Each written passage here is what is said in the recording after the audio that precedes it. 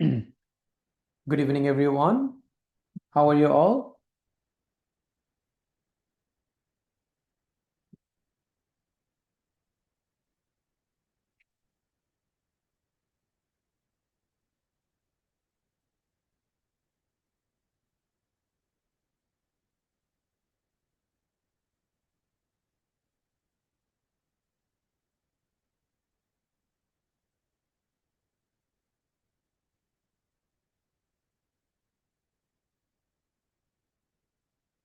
All right. So, welcome to First Aid AMC MCQ 2 weeks free session again. I hope you guys are enjoying our session so far. I'm good. Thank you all. So far we have finished 1 week of free session, and this is the second week which we're going through. So you also had understanding about most of the things that we do in the course. So you had a session, so like if I give you like if like an idea of what we have done so far. So we did on in December, the first trial class, we did discuss about introduction to AMC MCQ, where we discussed about in and out of the AMC MCQ preparation. After that, we started the 2 weeks free session last week from 6th of January, and we did discuss few important topics for your exam. So we had a tips and tricks of question solve session.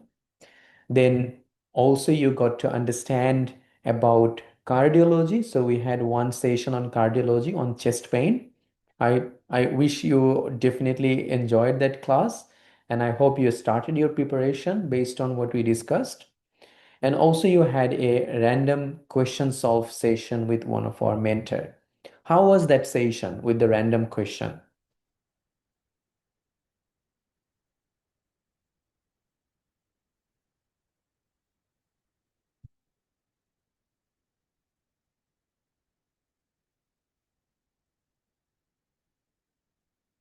You couldn't find that out in the portal yet? Okay, I'll have a look why it's not uploaded yet. But we already uploaded that in YouTube. So these all free sessions are getting uploaded in the YouTube. And I always make sure that I post the recorded sessions on First Aid AMC MCQ group as well. So you can always go through that if sometimes we delay to upload that in the portal upload takes few days, but definitely this 2 week session you will get it like usually within 24 hours it will be uploaded in the YouTube group. Okay, so if you go into the YouTube or even just look an eye, like just look at our First Aid AMC MCQ group, the Facebook group, you will get the recording there as well. But definitely I will have a look if it is not in the portal. All right. Today we are going to do cardiology theory, and we still will not be able to finish cardiology based on these two class because you will still have palpitation chapter left after today, which we discussed in the course with ECG class. So that class is not part of 2 week session. Once we start the course after this 2 week session, we will have a ECG session and we will discuss palpitation chapter at that time.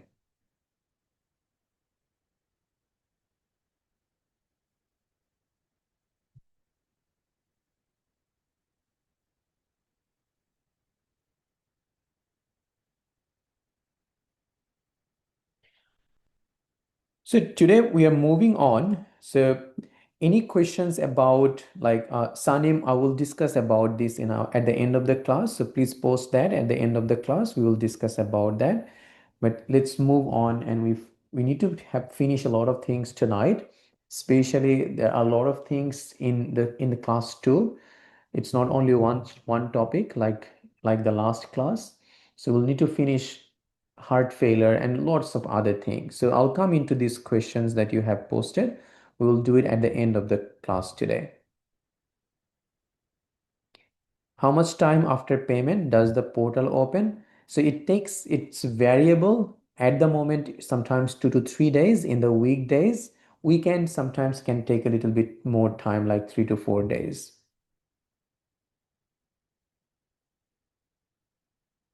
And a random question solve is never going to be very good. The reason is that random question solve classes initially for the beginners, it's always a trouble because you don't know much about AMC MCQ preparation. And also random question solve classes are not meant to be as detailed as we do in the theory class. The purpose of random question solve class is to make sure that you just understand the topic and then know how we come into the answer. The mentors are directed in that way that they will not go too much detail about those topic because those will be discussed in the theory class with me so that we can cover as many questions as we can because there are hundreds of questions that we need to cover for you in the course. And if we only do 10 questions and our mentors discuss all of them in detail, which eventually will be repeated by me in the theory class, it will not be as helpful as you would find later in the course. Later in the course, you would ask us to finish more and more questions because then you know that finishing questions, solving questions are really important to pass this exam. So the focus of random question solve class is just to come to the answer and give a short answer of how we came into that answer so that you understand the important topic that comes in exam so that you can focus on those topics more. Nothing more than that. Those random questions, the topic that is important, I will discuss that in detail in the theory class, just like how we are doing now. Okay?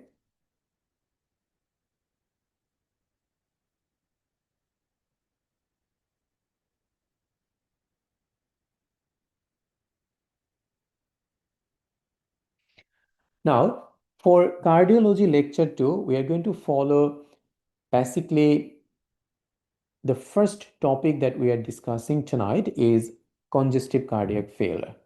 Okay. Now, you had a bit of an idea about congestive cardiac failure. Even in our first class, I started discussing about the pathophysiology of cardiac function or how actually our heart works. Now, that will come handy tonight. So just to go through this very quickly, I already discussed that in our last session, but today you will understand why a heart failure patient presents with those kind of symptoms. So we already discussed that superior vena cava and inferior vena cava will collect all the blood from the extremities and then it comes to the right atrium, goes to the right ventricle, then it goes to the pulmonary artery. Through the pulmonary artery, it goes to the lungs. In the lungs, it will get oxygenated. Oxygenated blood will then carried through the pulmonary vein into the left atrium, and through the mitral valve, blood will go to the left ventricle, and through the left ventricle, through aorta, it will go to the rest of the body. Right? That's what we discussed already. Now, in a patient who has heart failure, the problem happens is that either the heart does not contract as it should be. So the contraction means heart is contracting or is squeezing the blood out of the left ventricle into the aorta. That contraction is what we call systole. Now, if the problem is in the systole, and because the heart is not contracting, could be a lot of causes. The most common cause is myocardial infarction. Let's say there is a myocardial infarction or ischemic heart disease in some part of the heart. Let's say left ventricular muscle is not getting enough blood supply. Maybe just a part of it, not the whole of it. Then that part is not as strong as before. So the heart will not be able to pump enough blood anymore. When heart is not able to pump enough blood, that's the problem is in the systole. And that's the time we call it systolic heart failure. Okay, now there is a new name for it. Do you know what we call this systolic heart failure nowadays? heart failure with reduced ejection fraction, HREF. That's the name that we use now. So heart failure with reduced ejection fraction is basically what we previously used to say systolic heart failure. Okay? So what will happen if heart is not pumping enough blood? So the left ventricular failure, which is this left ventricle,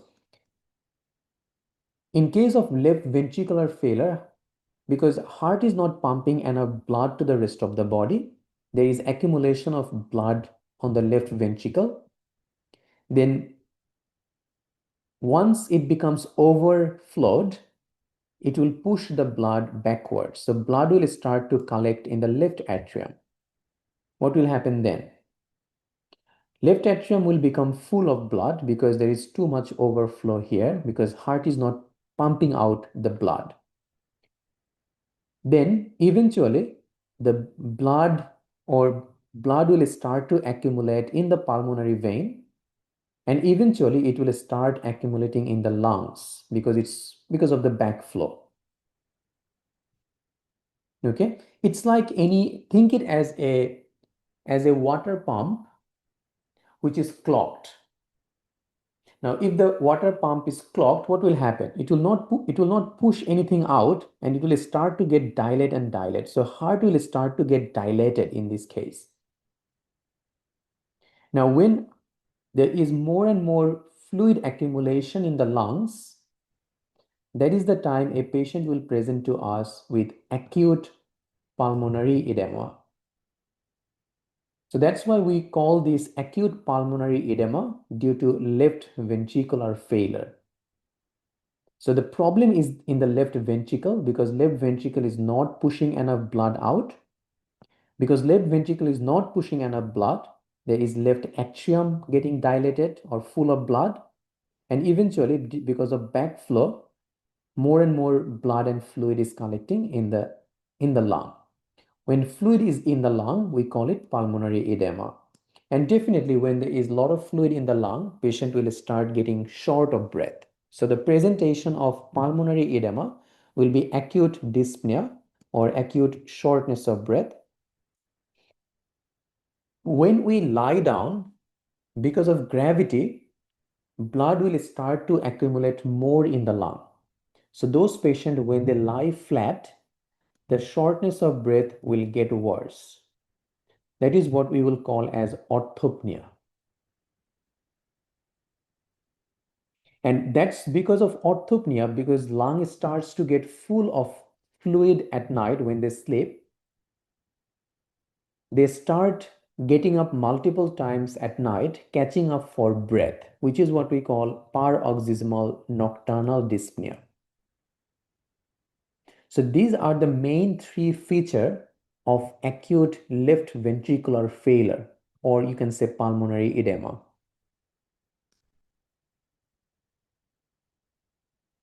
Does it make sense so far?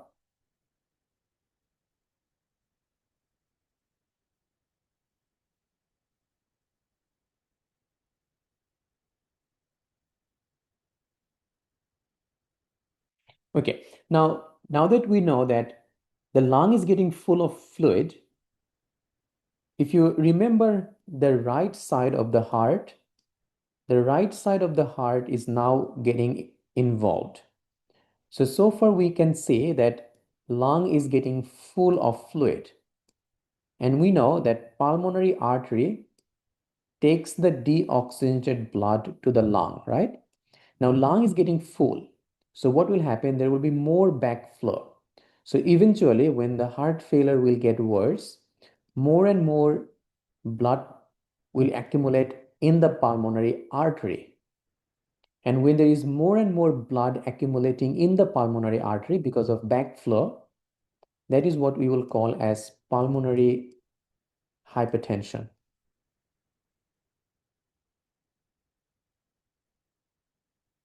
Now, because of pulmonary hypertension, because now there is more blood pressure in the pulmonary artery. Now, this is the pulmonary vein. And we know that right ventricle push the blood through the pulmonary vein into this pulmonary artery.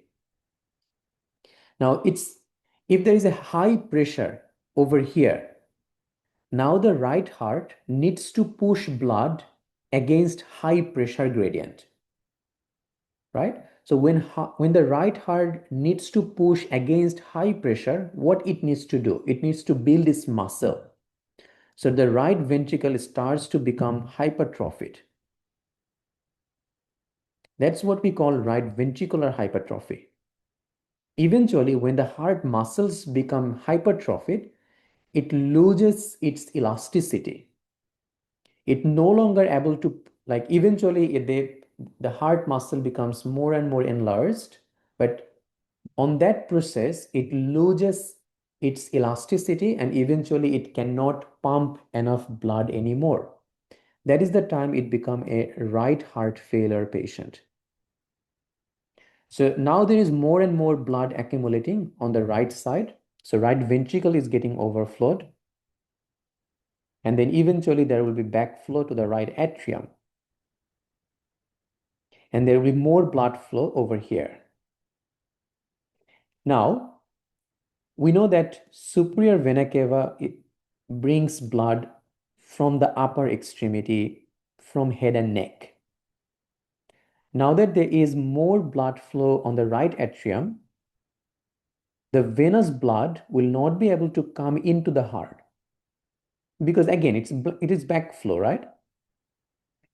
So what will happen that there will be more blood accumulation in the vena cava,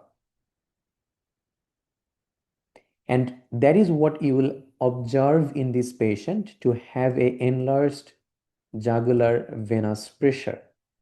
So what is enlarged jugular venous pressure? It's the central venous pressure, all right? So central venous pressure high, which is the pressure in the right atrium. So that's what we get in raised JVP. So this patient will end up having a raised JVP. Now, once there is raised JVP, we also know that patient collects, so blood from inferior vena cava will also come into the right atrium. But again, there is backflow. So blood from lower extremity cannot come into the heart anymore. And what it will cause? Inferior vena cava collects blood from portal vein, which supplies the liver. So because of blood accumulation in the portal vein, patient will have portal hypertension, but most importantly, they will have hepatic congestion. So liver will get congested with blood, causing tender hepatomegaly. Inferior vena cava also collects blood from lower extremity, but now it can't because of the backflow. So the lower extremity will develop pedal edema or ankle edema. Same thing will cause ascites. So a right heart failure patient, that's why we'll have raised JVP, hepatic congestion causing tender hepatomegaly, ascites, and pedal edema.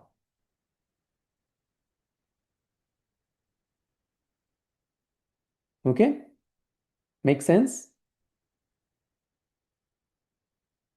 So I was talking about, so patient develop pulmonary hypertension. So more blood pressure in the pulmonary artery.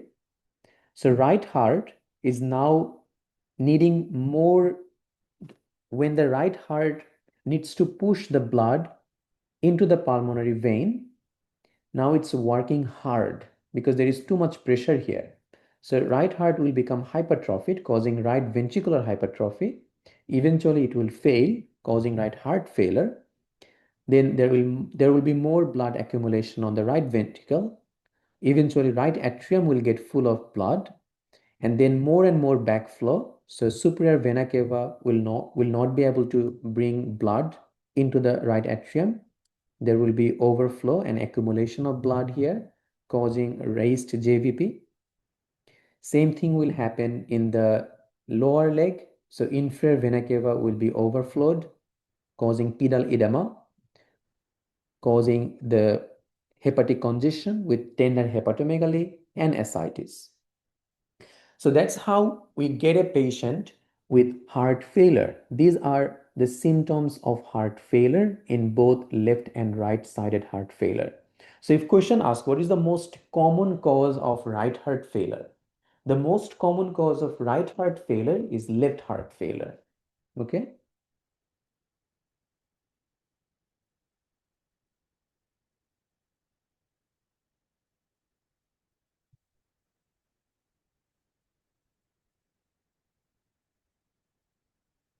Now, we were talking about heart failure with reduced ejection fraction. That was the systolic heart failure. There is another heart failure, which is diastolic heart failure. Diastolic heart failure means that patient's pumping action is fine. That means heart is able to contract enough blood. So heart is pumping enough blood to the aorta. So that's fine. But the problem is that heart also needs to collect blood. So when heart collects blood, it gets relaxed. So it gets dilated so that all the blood can come from the superior vena cava and inferior vena cava. But some reason, if this expandability of the heart gets restricted, let's say there is constrictive pericarditis. So the pericardium, which is the covering of the heart, is pushing the heart to become relaxed, or the cardiac muscle has become fibrosed, which is restricted cardiomyopathy. So something which is not allowing the heart to expand, that will eventually cause a diastolic heart failure. In that patient, the systole is fine, but heart is not able to relax properly, and the blood is not coming into the heart. Okay, so if enough blood is not coming into the heart, definitely there will be not enough blood that the heart can pump into the rest of the body. So even though their ejection fraction is preserved,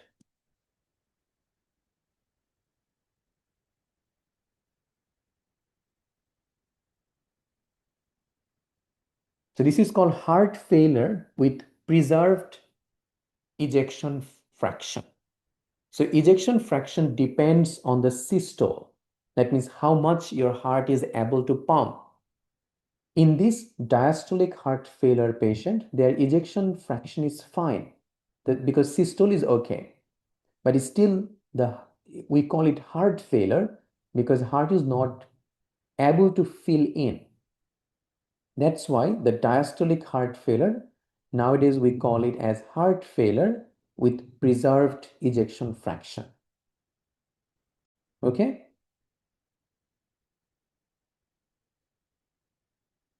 And heart failure with reduced ejection fraction is basically nothing but a systolic heart failure. That means when the systole is not working, when the heart is not pumping enough blood. Okay?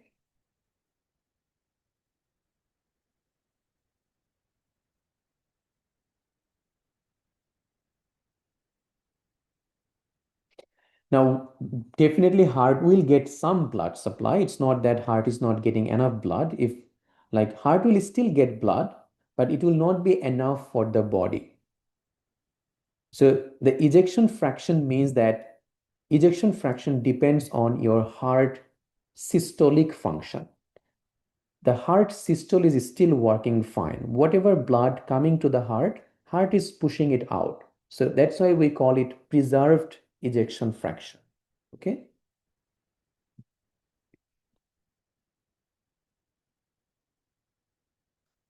All right, so that's basically what we will call different types of heart failure. Let's go in a little bit more detail. So, a patient who has heart failure, we know that their main presentation is acute shortness of breath. If it is a left heart failure with pulmonary edema, they will get orthopnea. which means that when they lie down, their shortness of breath get worse. Because some of these patients at night, they can also get a dry, irritating cough. Not always, but it can be. Fatigue, lethargy, and because of fluid accumulation, it can look like patient is gaining a lot of weight. Ankle edema is common, and some of the patient can have abdominal discomfort because of hepatic congestion. And they can feel quite dizzy, lethargic, because heart is not pumping enough blood. Now, this is what we already discussed, the different symptoms of left and right heart failure.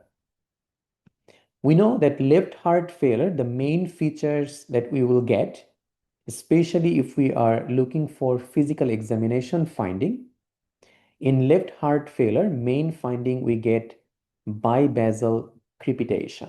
So it's understandable now because now that there is lots of fluid in the lungs and it will mainly accumulate in the lung pages, that's why we get bibasal crepitation.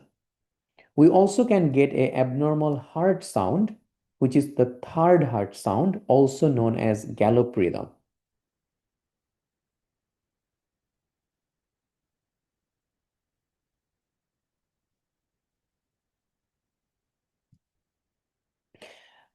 Then there is pleural effusion. Some of the patient with heart failure will have pleural effusion as well. Okay, so main features of left heart failure are bibasal crepitation, gallop rhythm, pleural effusion. All right, guys, hold on. I know you have a lot of questions. Hold on till I finish the full heart failure. Okay, because we just started it. And a lot of things is still there to understand about this heart failure. Before you guys are getting confused about anything, let me finish this topic. And after that, if you guys still have any questions, just ask again. That way, you will find that your questions are already answered during this discussion. Okay? Like the one Adina you asked, very good question. Very good question. It means you are thinking really clearly. It is really right question because yes, heart is fibrosed. And how come a fibrosed heart can push blood? A restrictive cardiomyopathy patient, that's why we'll have both diastolic and systolic heart failure.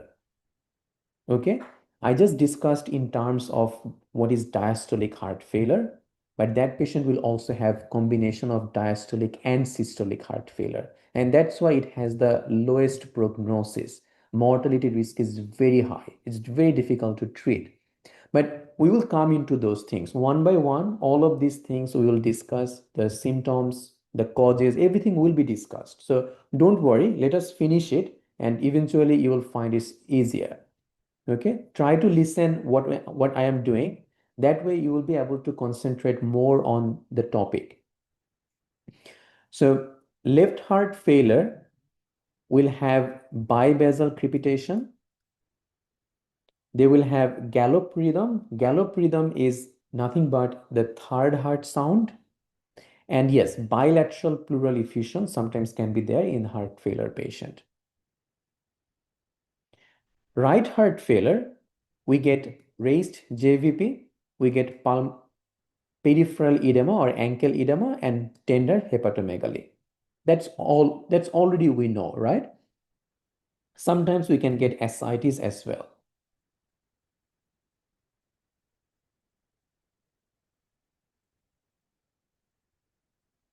Okay, let's see if I can show you this video that will make a little bit more sense.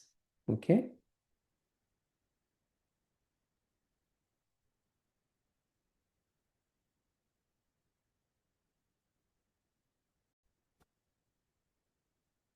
A healthy heart, as seen here, beats approximately 60 to 100 times a minute, providing oxygen-rich blood to the rest of the body. The lower left chamber of the heart, called the left ventricle, is the main pumping chamber. There are many different conditions that can lead to congestive heart failure, including a prior heart attack, high blood pressure, and coronary artery disease. Any of these can prevent the heart from efficiently pumping blood to the rest of the body. As a result, the heart may beat faster and the ventricle may increase in size, becoming an even less effective pump. When the kidneys sense the reduced blood flow, they attempt to compensate by retaining more water and salt. This excess fluid retention often causes congestion in the tissues and results in swelling and an increased strain on an already weak heart. The progressive effect of the heart failing to properly circulate blood and congestion due to fluid retention is known as congestive heart failure. Okay, this part, okay, that's just like a basic understanding of heart failure, but there is a lot to understand as you can already find out, right? There is a bit of a more detailed discussion over here, so we can have a look. Heart failure occurs when the heart is unable to provide sufficient blood to meet the body's needs. Heart failure is not a disease on its own, but rather a consequence of other underlying conditions. The impairment of the heart function can be due to an inability to pump effectively during systole, called systolic heart failure, or inability to fill properly during diastole, called diastolic heart failure. Heart failure can be right-sided or left-sided, depending on the side that is affected. About 2/3 of all left-sided heart failures are caused by systolic dysfunction. In systolic heart failure, ventricular contraction is compromised. This may be caused by any condition that weakens the heart muscle or creates more difficulty for the ventricle to pump. The most common include coronary artery disease and its consequences. Plaque buildup narrows the coronary artery, reducing blood supply to the heart muscle. Complete blockage can cause heart attacks, which often leave behind non-functional scar tissue. Dilated cardiomyopathy. The ventricular wall is dilated, becomes thin and weak. Hypertension. Higher systemic pressure makes it harder for the ventricle to eject blood. This is because the pressure in the left ventricle must exceed the systemic pressure for the aortic valve to open. Valvular heart disease. Damage to the valves, such as stenosis, also makes it more difficult for the ventricle to pump.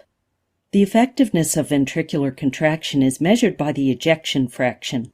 Typically, the left ventricle is filled with about 100 milliliters of blood, but only 60 milliliters is ejected during contraction. This corresponds to an ejection fraction of 60%. The normal range of the ejection fraction is between 50 and 70%. When ventricular contraction is impaired, the volume of ejected blood is reduced, and so is the value of the ejection fraction. In systolic heart failure, it drops below 40%. In diastolic heart failure, the ventricle is filled with less blood. This may be because it is smaller than usual, or it has lost the ability to relax. The ejection fraction may be normal, but the blood output is reduced. The ejection fraction is therefore commonly used to differentiate between systolic and diastolic dysfunction. Examples of conditions that can lead to diastolic heart failure include hypertrophic cardiomyopathy. The heart muscle grows thicker than usual, leaving less room for blood filling. Restrictive cardiomyopathy. The heart muscle becomes rigid, unable to stretch. Hypertension can also cause diastolic dysfunction indirectly via compensation mechanisms. As higher systemic pressures make it more difficult for the ventricle to pump, the heart compensates by growing thicker muscle to try harder. Larger muscle means reduced space for blood filling. Regardless of being systolic or diastolic in nature, left-sided heart failures share a common outcome: less blood pumped out from the heart. As a result, blood flows back to the lungs where it came from, causing congestion and increased pulmonary pressure. As this happens, fluid leaks from the blood vessels into the lung tissue, resulting in pulmonary edema, a hallmark of left-sided heart failure. Accumulation of fluid in the alveoli impedes the gas exchange process, resulting in respiratory symptoms such as shortness of breath, which worsens when lying down, and chest crackles. Right-sided heart failure is most commonly caused by left-sided heart failure. This is because the increased pulmonary pressure caused by left-sided heart failure makes it harder for the right ventricle to pump into the pulmonary artery. This results in systolic dysfunction. In compensation, the right ventricle grows thicker to pump harder, which reduces the space available for filling, eventually leading to diastolic dysfunction. Other common causes of right-sided heart failure include chronic lung diseases, which also raise pulmonary blood pressure. As the right ventricle pumps out less blood, the blood again backs up to where it came from, and in this case, the systemic circulation. This results in abnormal fluid accumulation in various organs, most notable in the feet when standing, sacral area when lying down, abdominal cavity, and liver. The fluid status can be assessed by examining the distension level of the jugular vein. Heart failure is usually managed by I hope it makes sense right now. Okay. Are you guys okay at the moment? Yeah, I think like if still you guys can't understand, then you definitely need to go back to the recording and slowly understand it. Because I believe a medical student who passed medical degree, by this time they should understand this topic. If you don't, then there is definitely some gap in your understanding. And all you need to do is there will be a recorded session of this discussion. Just slowly listen to this topic again, and I'm sure it will make a lot of sense. Okay?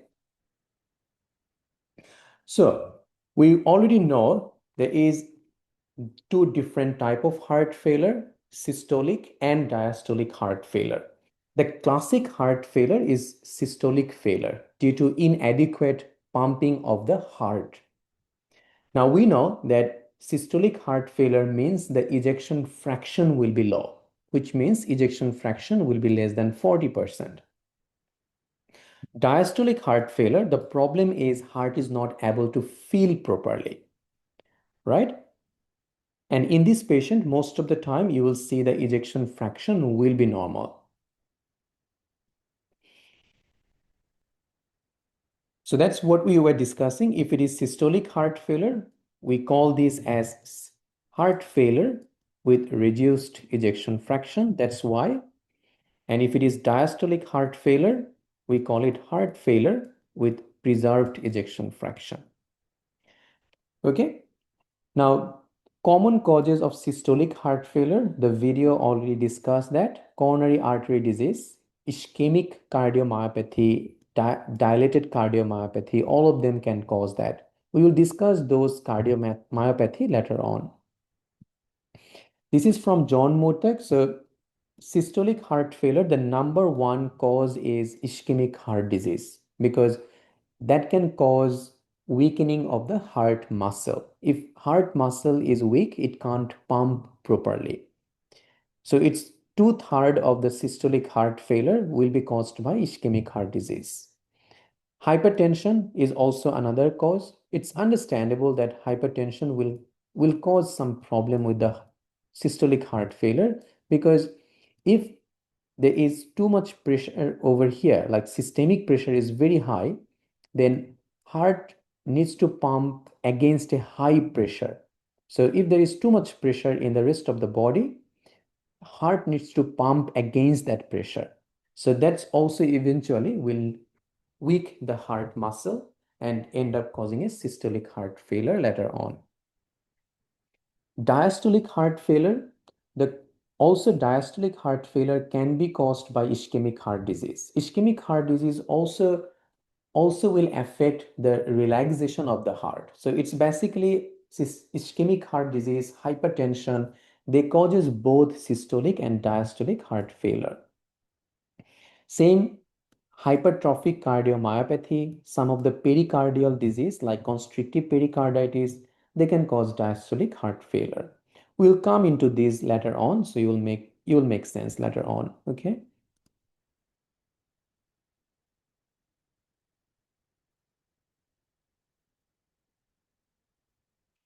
Now, when we get a patient with heart failure, what is the first test that we are going to do?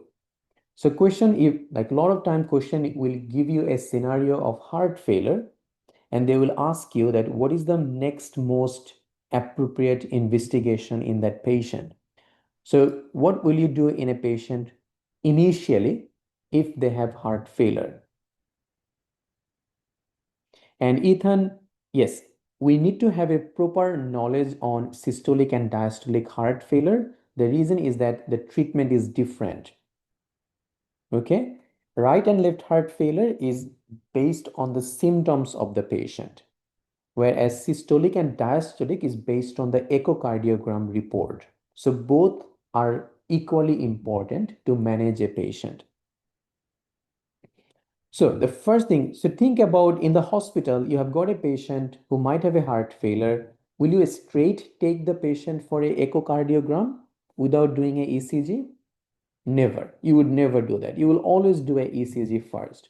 So that's where a lot of candidate mix era. So remember one thing. Yes, we know that echocardiogram is the most appropriate, or it is the investigation of choice to diagnose heart failure, but you will never do echo first. The question is, what is the next investigation, or what is the initial investigation? That is going to be ECG always. And then if the question asks, what is the most appropriate investigation? What's the diagnostic investigation? That's going to be echocardiogram. Yes, we can do chest X-ray as an adjunct where we can find pulmonary edema, pleural effusion, those things we can find, but it's not our initial, it's not our best test. Okay. Now, what is this BNP? B-type natriuretic peptide. Do we do this to diagnose heart failure, or we do this to find out the severity or prognosis of heart failure? Remember, we never do BNP to confirm the diagnosis of heart failure. We do the BNP to find out its severity and prognosis. Now, let's say that you are in a rural hospital, you don't have echocardiogram available readily, and you really need to know whether this patient has got a heart failure or not. Then yes, we can do BNP, because only a heart failure patient will have this like a very significantly high BNP. But never, if echo is available, we are not going to do a BNP to diagnose or confirm heart failure. Okay, it's always going to be used as severity or prognostic factor. All right, why echo is important? Echo is important because it can differentiate whether it is a systolic heart failure or diastolic heart failure, because echo will be able to give us ejection fraction. If ejection fraction is less than 40%, then we will call it heart failure with reduced ejection fraction or systolic heart failure. Patient has all the symptoms of heart failure, but ejection fraction is normal. That is diastolic heart failure or heart failure with preserved ejection fraction. This is what we have taken from therapeutic guideline. So therapeutic guideline, the management is pretty straightforward. A lot of guidelines has different kind of management that we don't follow in Australia. It's very straightforward, and you will be following this flow chart for heart failure management. There is nothing else, not even John Murtagh, because John Murtagh also makes a little bit confusion in there. So all patient with systolic heart failure should be prescribed 4 medication altogether. Those 4 medication includes a ACE inhibitor or ARB. If ACE is not working, then there is ARNI. We will come into that, so give me some time. Second, we have got cardioprotective beta blocker.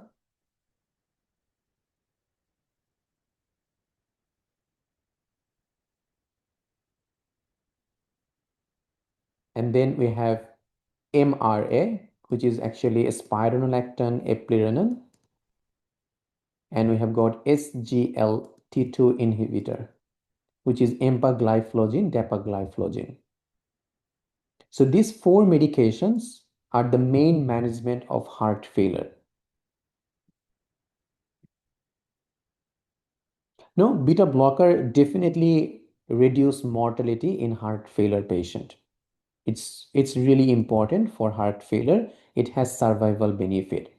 So when we get a patient with systolic heart failure,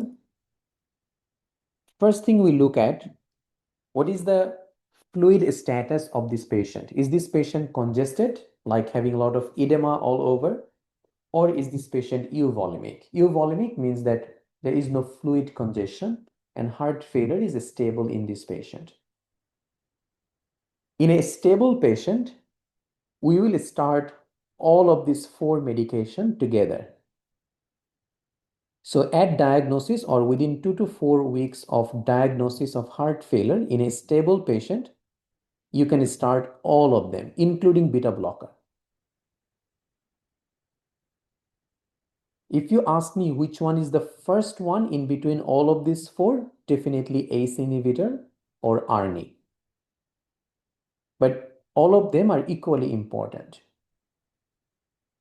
Now, if the patient is congested, like having fluid is there, that means patient is not compensated. When a patient has congestion, they are also known as decompensated heart failure. In a decompensated heart failure who has fluid accumulation, we can't give them beta blocker because beta blocker can make it worse. So for them, at diagnosis, we will give them all of the others, ACE, spironolactone, SGLT2 inhibitor, all of them except the beta blocker. Once patient becomes euvolemic, we will introduce the beta blocker in that patient. Okay, we start low dose of all of this medication and we titrate it up. Every 2 to 4 weeks, we titrate that and we bring it to a maximum tolerated dose. And we try to achieve the target. We try to achieve the target dose of all drugs within 2 to 3 months. So within 2 to 3 months, gradually we will increase the dose of the medication as the patient can tolerate. And usually our job would be to make sure to maintain a good heart function in the next 3 months time. Then we do a repeat echocardiogram in 3 to 6 months. If patient was not on ARNI before and after 3 to 6 months still heart failure or ejection fraction less than 40%, then the ACE inhibitor will change to ARNI. So many times we will start with ACE inhibitor in this patient unless patient has like significantly low ejection fraction like 25-20, then we will start with ARNI like straight away. But someone whose heart function is ejection fraction is let's say 40% or 35, we can still start with ACE inhibitor and try to up titrate all these medication and repeat the echo in 3 to 6 months. See how the patient is doing. If after 3 to 6 months ejection fraction is still less than 40% and patient is only on ACE inhibitor, we will change the ACE inhibitor to ARNI. Okay, does this chart make sense?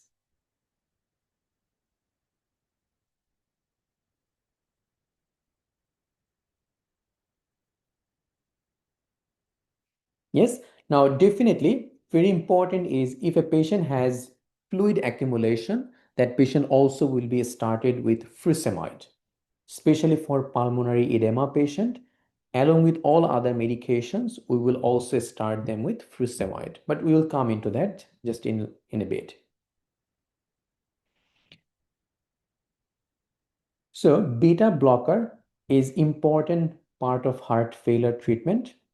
Along with ACE inhibitor, beta blocker have been demonstrated to decrease the mortality, reduce hospitalization, improve ejection fraction, very important. So once patient is stable, then definitely heart failure patient should be on a beta blocker. Now we will discuss more about all of this later on. So why we do that? That beta blocker reduce the heart rate, and reducing heart rate means that it will not pump enough blood. This patient already congested, too much fluid in the body.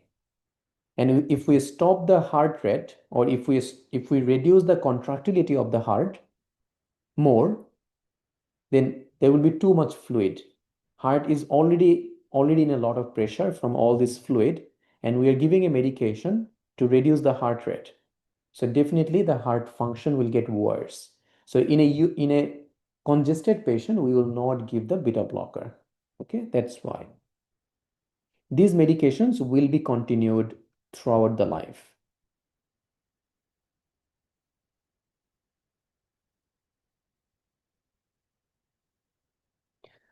Diastolic heart failure is based on treating the underlying cause. If the cause is hypertension, treat hypertension. Okay. But for diastolic heart failure, the basic treatment is ionotropic agent, such as calcium channel blocker, the rate limiting calcium channel blocker, such as verapamil, diltiazem, and beta blocker. So in diastolic heart failure, the problem is heart is not relaxing enough to fill in, right? So heart is not relaxing enough to fill in. Now, if we give a medication which can reduce the pumping, then heart will have a little bit more time to fill in. So that's why we give a medication which can reduce the heart rate, such as this calcium channel blocker or beta blocker. Okay, so for diastolic heart failure, these medications will be the priority. Remember, ACE inhibitor, beta blocker, spironolactone, all has been shown to improve survival in congestive cardiac failure. Not only that, even the SGLT2 inhibitor, which is the dapagliflozin, commonly we know this as 4-giga in Australia, or dapagliflozin, that's also improved the survivability.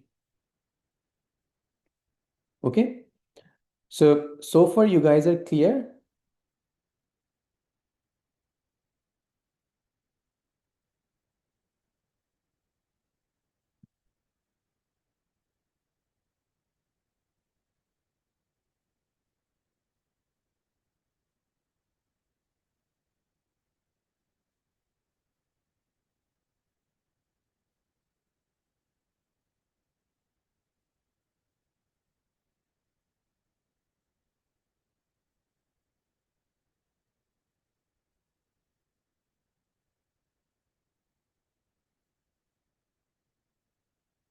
I'm going to show you a few more things from the therapeutic guidelines. So just give me 1 second.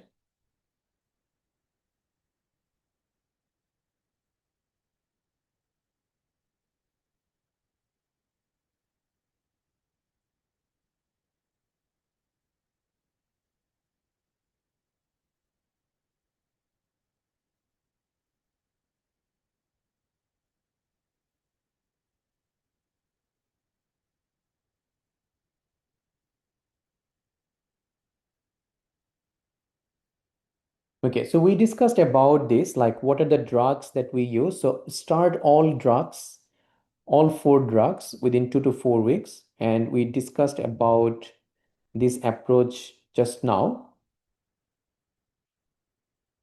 Just to give you a slightly more idea about what these medications are.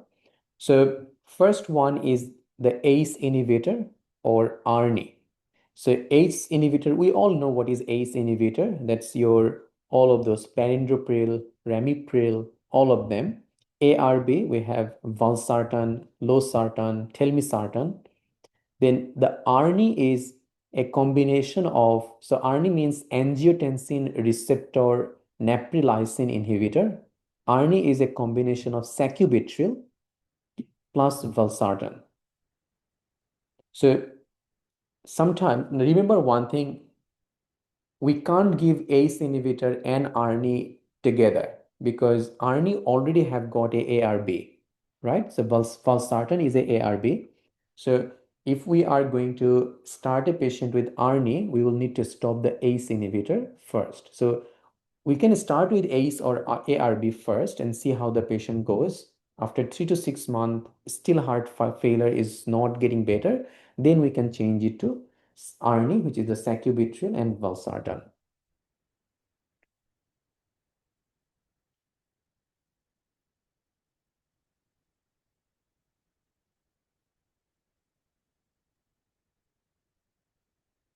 So all of you know about ACE inhibitors. So these are the names which we don't need to go.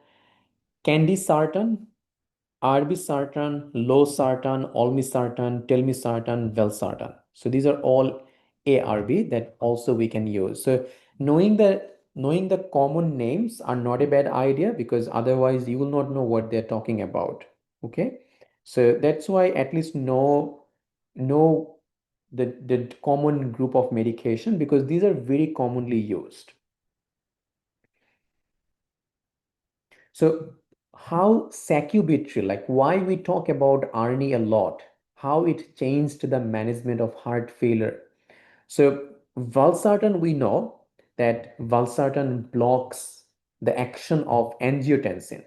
And angiotensin is a vasoconstrictor, right? Like it constricts the vessels. And valsartan blocks that constriction. That way, there will be not too much blood pressure. Where the other one, the sacubitril, is neprilysin inhibitor. So neprilysin inhibitor means that, so it's a drug, the sacubitril. Sacubitril will be converted to the active metabolite. Now, you don't need to know that metabolite name. Now, this sacubitril inhibits the enzyme neprilysin. That's why we call neprilysin inhibitor.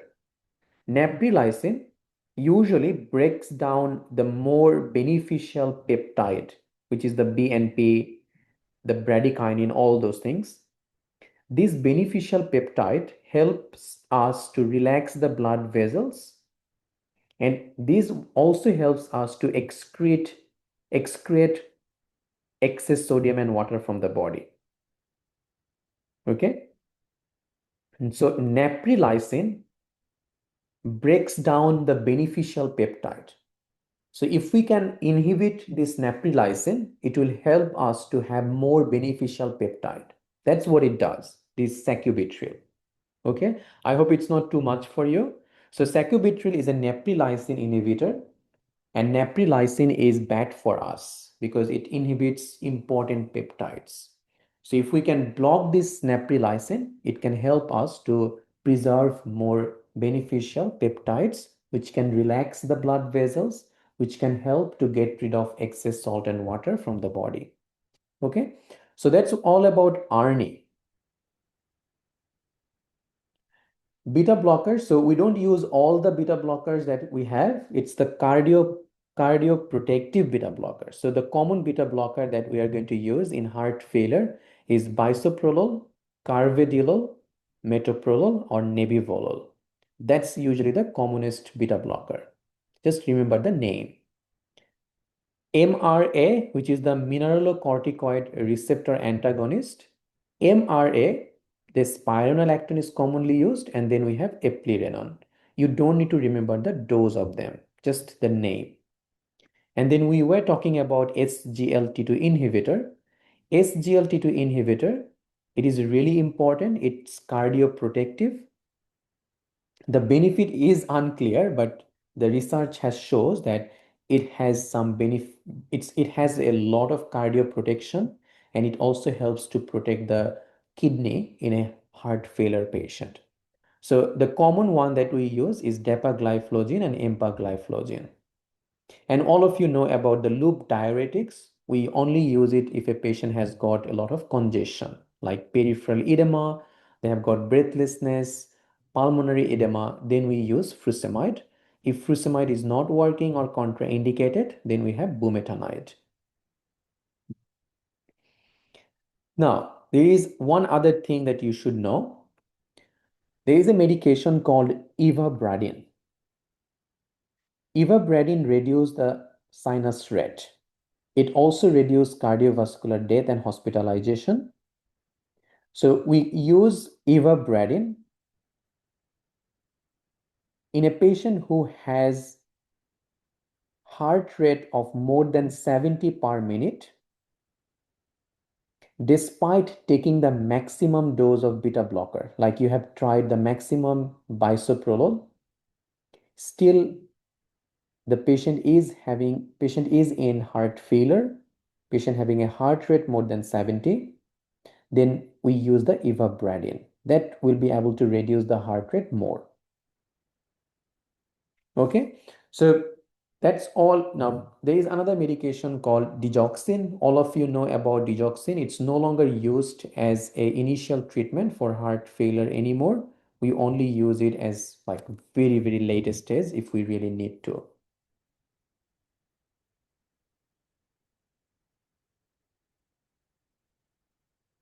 Yes, so target heart rate on beta blocker will be less than 70. If we can't achieve that, patient is still in sinus rhythm, then we can try ivabradine in that patient. No need of any dose remembering. So exam doesn't ask any dose or anything like that. Just remember like these basic things. All they will want to know is the basic. Okay.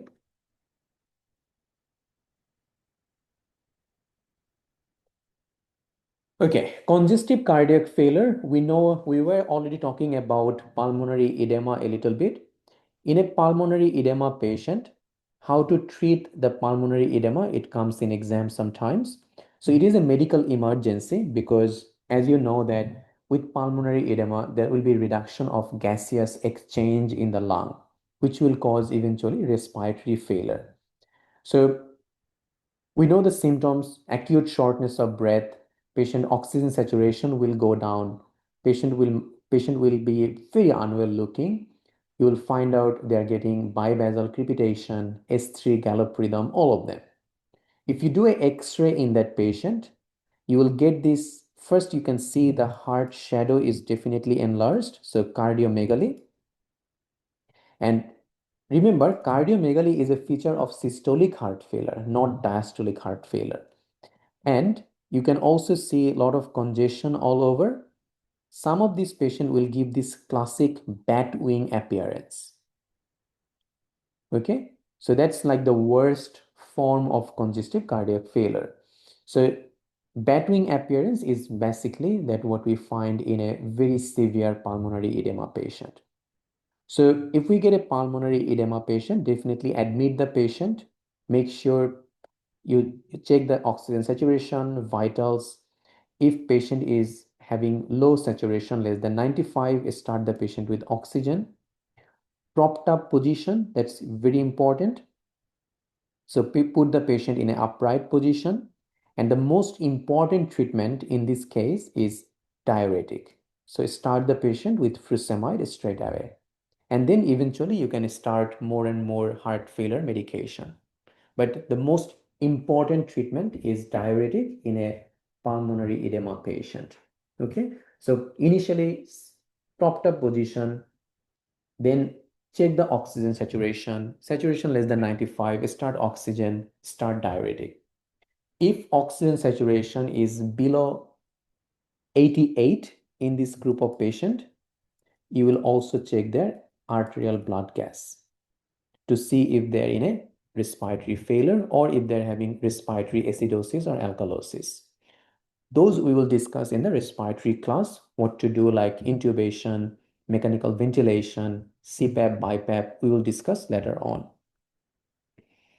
That's all about heart failure. One other thing I want you to remember is the common side effects of medications that we use as a diuretic. So we know that we use thiazide diuretic.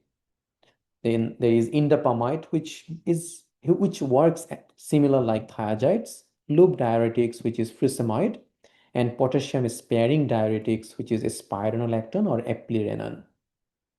So you should know the common complications of these diuretics because these are commonly used everywhere.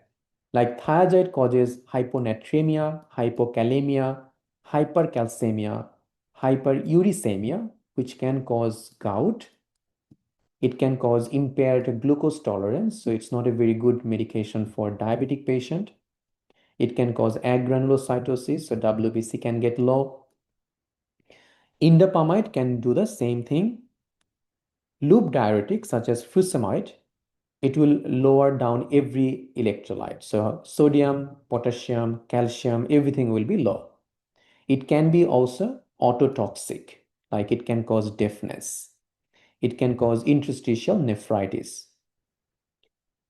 Spironolactone, this is the only diuretic which spared the potassium. That's why patient will develop hyperkalemia.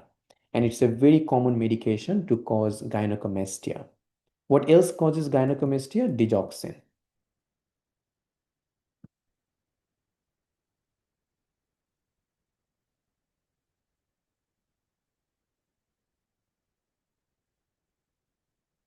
Okay.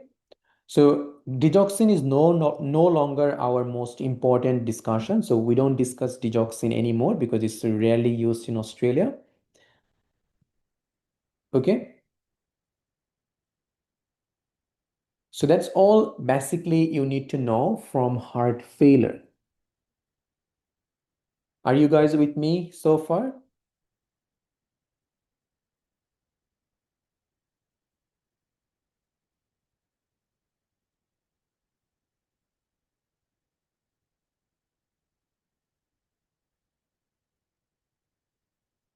Okay, let me take a 5-minute break, and you guys also drink some coffee or tea. I can see you guys are already pulling out your hairs. So it is difficult, but making sure that you understand the guidelines, making sure you know what is important for exam, that's all that matters. Okay. So beta blocker or CCV is used in diastolic heart failure. So diastolic heart failure means patient is not able to relax the heart, right? So if we can give some time for the heart to relax by reducing the heart rate or pumping action, that will at least allow some blood to come into the heart. So this beta blocker or CCB reduce the heart rate, reduce the systole or pumping action of the heart, allowing the heart to get filled. So we'll take 5-minute breaks now, and then we'll come back and we'll start with valvular heart disease. Thank you.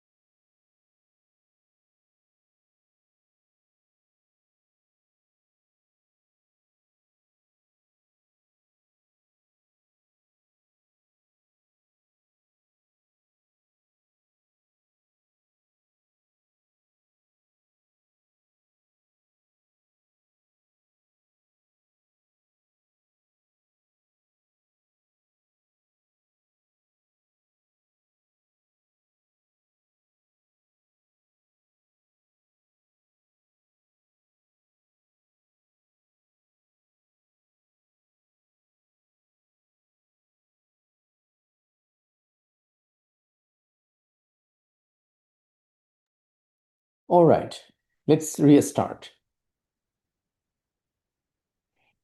So not cardioprotective, basically cardioselective and non-selective beta blocker. So cardioselective is something that works only for the heart, and cardio non-selective like propranolol, it works for both heart and the lungs. The problem with cardio non-selective is that it can also cause bronchoconstriction. Okay. Some of these basic thing you guys also need to read by yourself.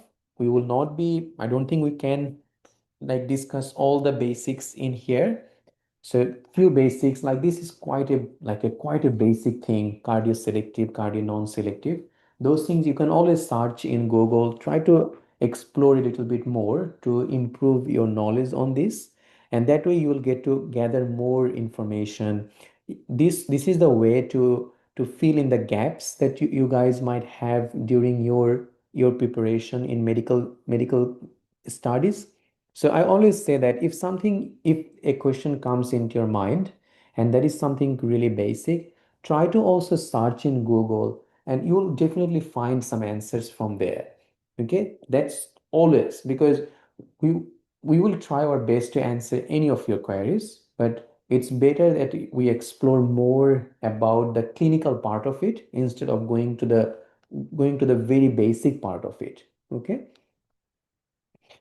All right. Now, murmur or valvular heart disease. Valvular heart disease is very important, but the only thing that comes in exam is the murmur. So all of you know that murmur is a nightmare because there is no way anyone can help you to remember these things. There is no John Murtagh chapter for valvular heart disease. So we only discuss this from Kaplan Step to CK. We discuss this from few other research. Now remember, as I said, that cardiology, you don't need to read from anywhere. It's all collected in this note. So stop searching everywhere because I did my work for you guys so that you don't need to explore everywhere and read from different books and notes and waste your time. Still don't get the enough information that you need. So cardiology, if I say that this is all that you need to read, that's more than enough because as you can see that I go beyond. Sometimes some of these things are not super important, but still I want to make sure you know all of these things. Okay, so make sure that if the cardiology note is quite extensive, it is more than enough for you. So you don't need to read John Murtagh or any other book by yourself. If you can remember all the things that I am discussing, there is nothing else that you will need for the exam.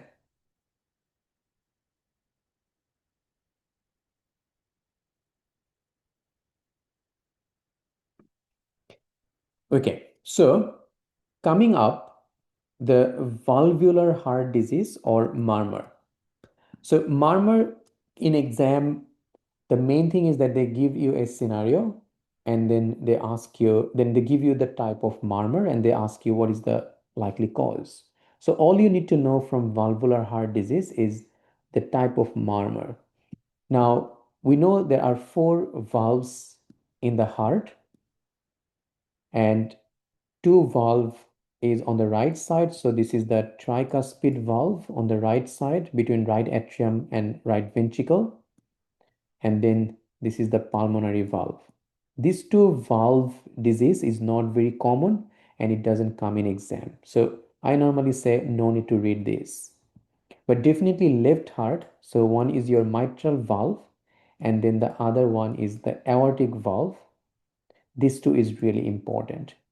Mitral valve controls the blood flow from left atrium to left ventricle.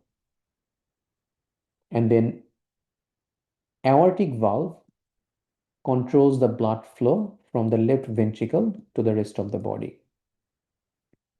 When we talk about valvular heart disease, we mainly think of two important subtypes. One is valve stenosis. So valve can become constricted, narrowed.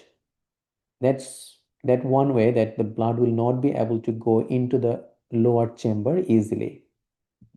Or it could be regurgitation, where We know that this valve that we see in the heart, these are one-way valve.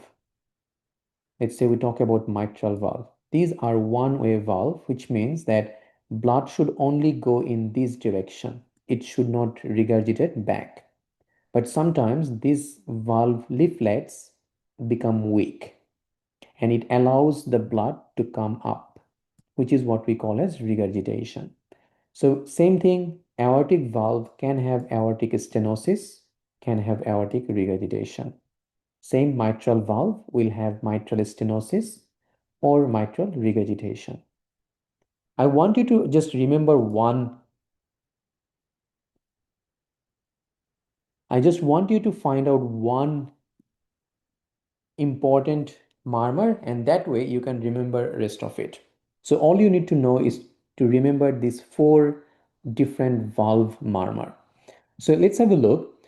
We know I will only ask you to remember the murmur that we get in mitral stenosis, which is mid diastolic murmur. Okay. And remember, the mitral valve murmur will be best heard at the apex of the heart. So apex of the heart is at the left fifth intercostal space. So if we know the basic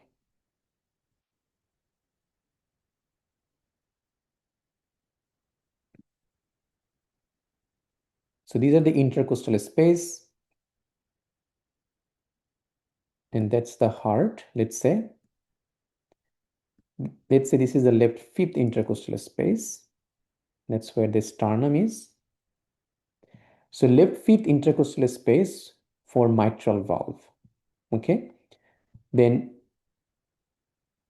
this is the second intercostal space. Left second intercostal space is for pulmonary valve, and right second intercostal space is for aortic valve. Mainly for aortic stenosis murmur, this one.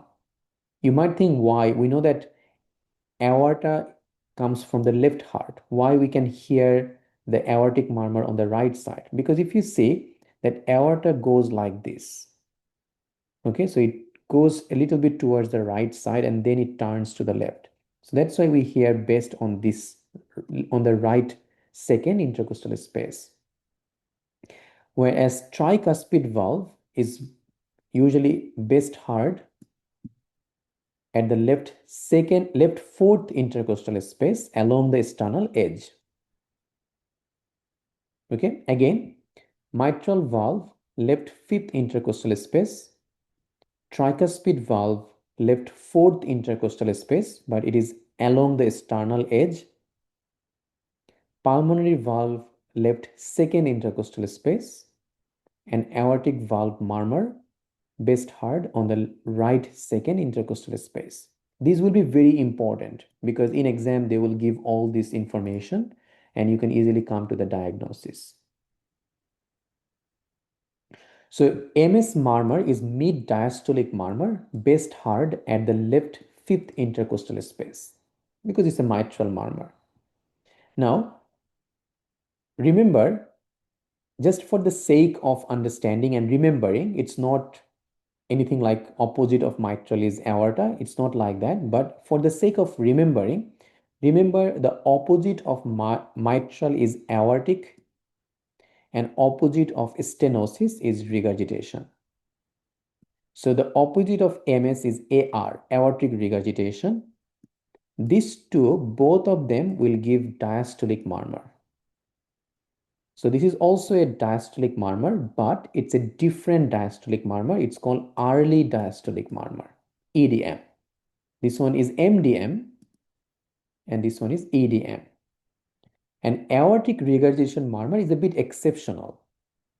We know that aortic murmur best heard on the right second, but aortic regurgitation murmur is best heard at the left fourth intercostal space along the sternal edge. Just an exception that we need to remember. So it's left fourth intercostal space along the sternal edge. Now, what is left? So left is MR from MS. So there is mitral regurgitation and aortic stenosis. These two will give systolic murmur. You need to remember the type of systolic murmur. So aortic stenosis gives ejection systolic murmur, whereas mitral regurgitation gives pansystolic or hollow systolic murmur. We know mitral murmur will be best heard at the left fifth intercostal space. And there is an important finding in MR that it also radiates to axilla.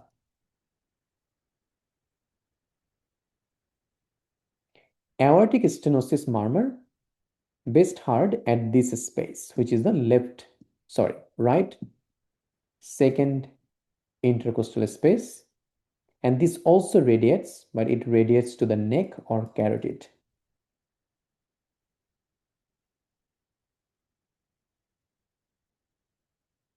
Okay, so I hope it makes sense, guys, because as you can see that there is no mnemonic, nothing that I can give you which can help you to remember all the possible murmur, but this is how I remember. Okay, and I hope you guys can also use the same tactics just to remember it. In case in exam you get super confused, you can just remember, I know MS is mid diastolic. So what is the opposite of MS? Opposite of M is aortic, opposite of systolic is regurgitation. So I know that aortic regurgitation is a diastolic murmur. And what else is left? Early diastolic murmur. What is left from here? We already know MS, so MR is left. We already have AR, so AS is left. So I know that these are systolic murmur. What it does that it helps you to come to like two options in the exam that you might feel confused. So it will, in this way, you will be able to get rid of most of the options, and you might just think you will be in between one or two options to choose. It will be much easier to come to the answer if you just remember this. Okay, is this clear for everybody?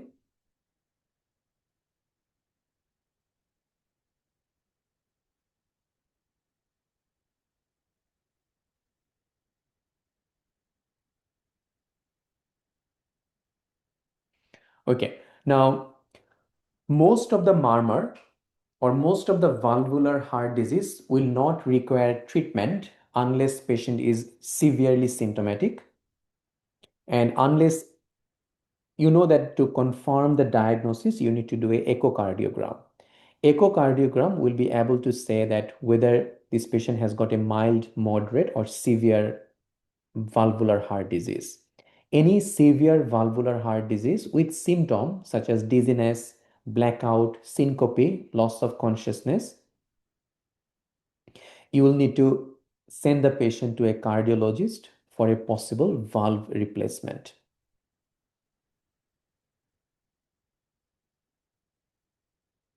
Okay. Now, one of the other thing to remember is if a patient has got aortic stenosis, which is the commonest valvular heart disease in elderly patient, aortic stenosis, if is severe aortic stenosis with symptom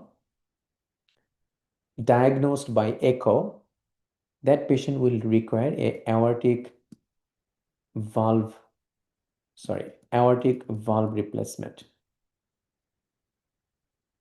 Okay, so aortic valve replacement is very common. There are lots of new techniques about this at the moment, but the questions will not ask you more about it. Just remember, severe aortic stenosis, it has to go to a cardiologist because it can become life-threatening for the patient. Okay, so in case of severe AS, definitely cardiologist will go for a valve replacement. So this is the proper murmur that we have discussed. So you can remember or memorize them. But again, do we need to memorize all of this? Not really. If you can remember the basic that I have discussed, that will be more than enough to come to the right answer in exam. This is from Med Bullets from where you can learn a little bit more about these murmurs and valvular diseases. Okay. All right. So go to this link like made bullets, and then you will be able to learn a little bit more about the murmurs if needed. We are now moving into cardiomyopathies. So cardiomyopathies means that the problem is in the myocardium or the heart muscle contractility. So basically, the name cardiomyopathy means the cardiac muscle is not working as it should be. There are three different types of cardiomyopathy. The first one is dilated cardiomyopathy. In dilated cardiomyopathy, you can see here, this is a normal heart and this is the dilated cardiomyopathy, where the left ventricle has got severely dilated. When it gets dilated, it loses its strength. It loses its strength to contract the heart. Because it's quite dilated, it's no longer able to push. And that's why the systole of heart will be impaired, or the contractility of the heart will be impaired. Okay. So what kind of heart failure this patient will present to us if the contraction is impaired?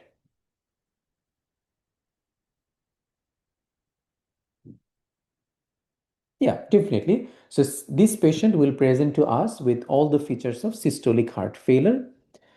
The causes of dilated cardiomyopathy, most common cause is unknown, which is idiopathic. Drinking a lot of alcohol can cause this, and sometimes like myocarditis, some toxins, this can also cause it. You don't need to know more than this. So symptoms will be heart failure symptoms. And the treatment for this patient also the same. We will treat the patient as if we are treating a patient with systolic heart failure. So all those four medications will come into play. Now, if a patient has been diagnosed with DCM, dilated cardiomyopathy, and they have a ejection fraction less than 35%, they have a high risk of cardiac arrest. So to prevent them from sudden cardiac death, the indication is this is the patient who might be able to have a implantable cardioverter defibrillator. So what happens that if patient goes into ventricular fibrillation or a cardiac arrest, this implantable defibrillator will shock the patient and save the patient's life. So the indication of having the ICD is only this, DCM plus ejection fraction less than 35, definitely with symptom.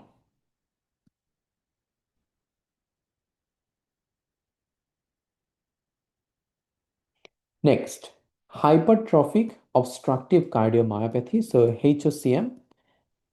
This is a very important topic for exam. A lot of things come from here.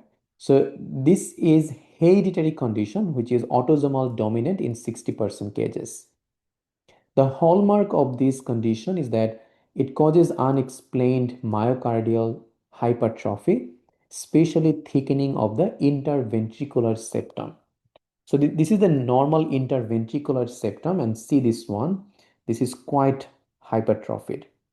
The problem in here that because the muscle is very thickened, there is not much of a space there for the heart to get filled with blood. What kind of heart failure we will get in this patient?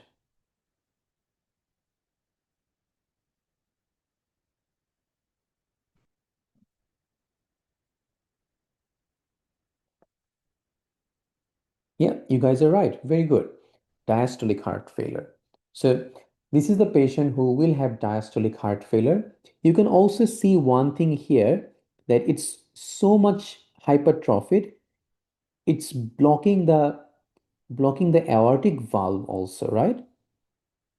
And sometimes it also causes dysfunction of the mitral valve. So some of these HOCM patients can have some murmur as well, like a functional murmur. It's not actually, the valve is not a problem, but problem is this hypertrophied interventricular septum causing some valvular dysfunction. So the pathophysiology, we know that the left ventricular compliance is reduced, which means there is not much of a space in the left ventricle, but the systole is fine.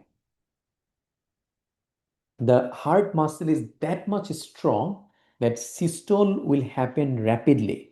Some of these patients, the ejection fraction can even become 90% because the heart muscle is very strong to push the blood heavily. So heart will be hypercontractile. Systole will occur with striking rapidity. Sometimes, as I said, ejection fraction will be 80 to 90%. So what to do? So the symptoms are same. If we want to confirm the diagnosis, echocardiogram will be the mainstay of diagnosis, but definitely ECG first. In ECG, you can get left ventricular hypertrophy, definitely, because you can see left ventricular hypertrophy here. What is the treatment? Same, because this is a diastolic heart failure, the treatment will be calcium channel blocker or beta blocker. Okay, now it's making sense, right? The reason why I had to discuss heart failure for 1 hour is this, because now you will be able to understand everything I discuss. So it will come into play now.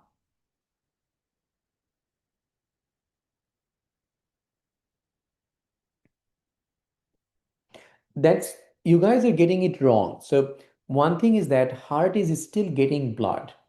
So in here, even though you can see that heart is getting blood, right?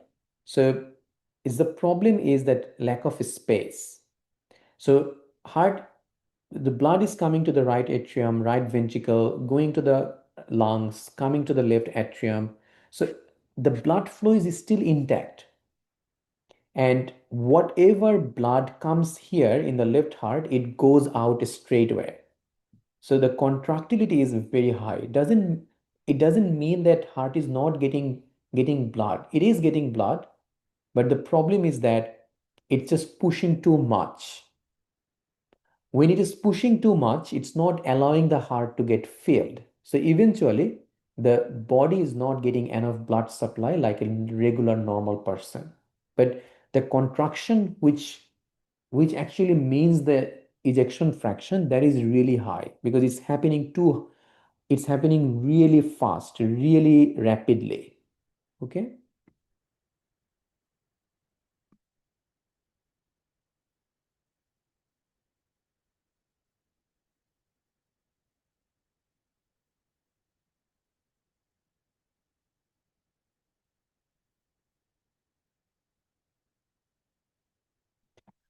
Okay. Now, restrictive cardiomyopathy. Restrictive cardiomyopathy is the least common cause of cardiomyopathy. This is a condition where the ventricle become rigid and fibrosed. Causes can be sarcoidosis, hemochromatosis, cancer, amyloidosis, a lot of things. The problem in this case is that myocardium is rigid. When it is rigid like this, so it's very fibrosed, it doesn't dilate, it does not contract. So this patient has both systolic and diastolic heart failure. Okay, so there is no good treatment for this patient. Usually there is very low prognosis for this patient. The only thing that can help is a heart transplant, which is not very much available everywhere. Okay.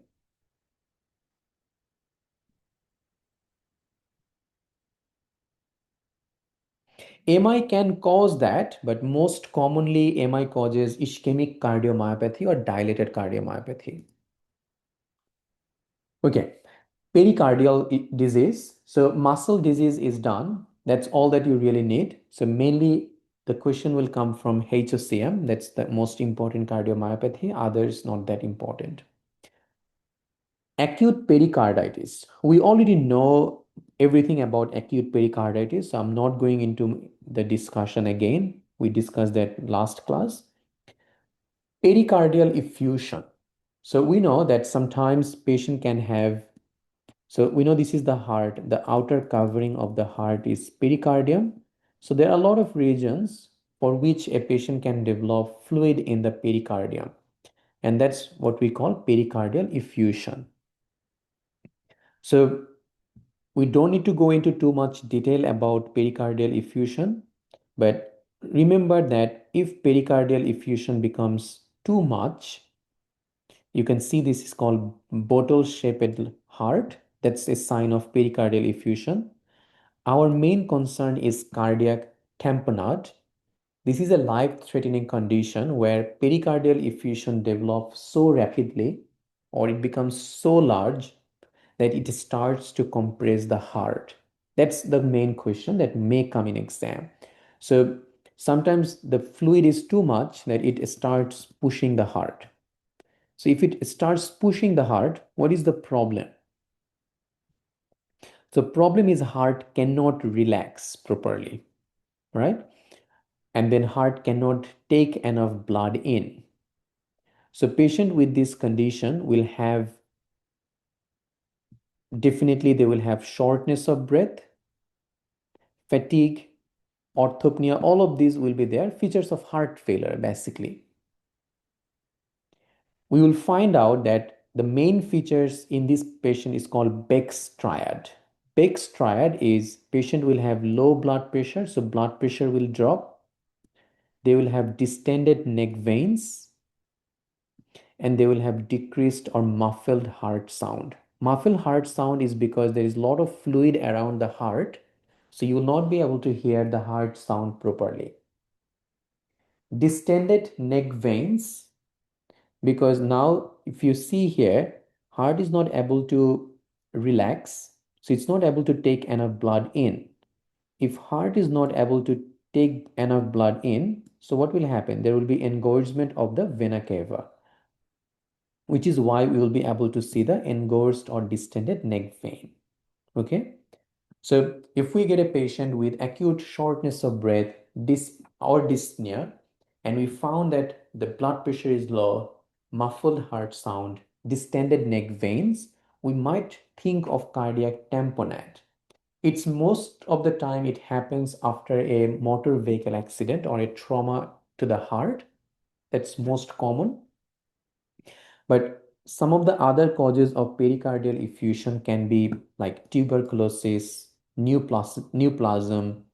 Sometimes it could be, as I said, penetrating trauma, acute MI, bleeding disorders. So any of those can cause severe pericardial effusion. But most of the time, pericardial tamponade is usually due to a penetrating injury to the heart or pericardium. If you want to confirm the diagnosis, you'll have to do an echocardiogram. If it is confirmed, you have to do pericardiocentesis, which means a wide bore needle will go into the pericardium and you need to aspirate all this excessive blood or fluid out of the pericardial space.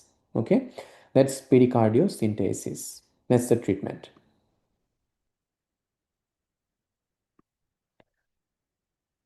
Constrictive pericarditis. In constrictive pericarditis, what happens is that the pericardium, so which is around the heart, pericardium will become thick or fibrosed. Could be because of previous inflammation, infection. So when it is fibrosed, the problem is that heart will not be able to distend or relaxed. So again, the problem is diastolic feeling of the blood into the heart. So blood will not be able to come in. So same thing, this patient will have shortness of breath, orthopnea, and they will mainly have all the features of right heart failure. Okay. Some of these patients also can have a thing called pericardial knock. If we do an X-ray on this patient, because most of the time the pericardium become calcified, you can see that there is a bit of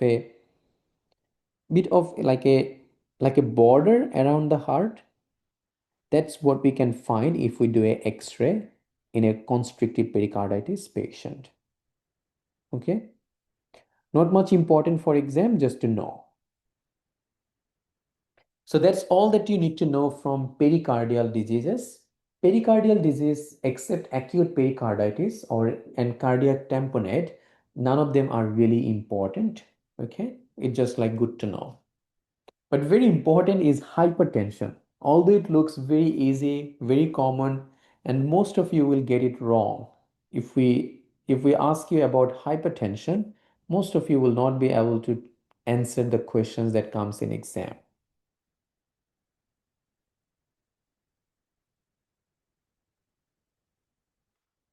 Yes, so generally you can say that the pericardial diseases will cause diastolic heart failure like symptom.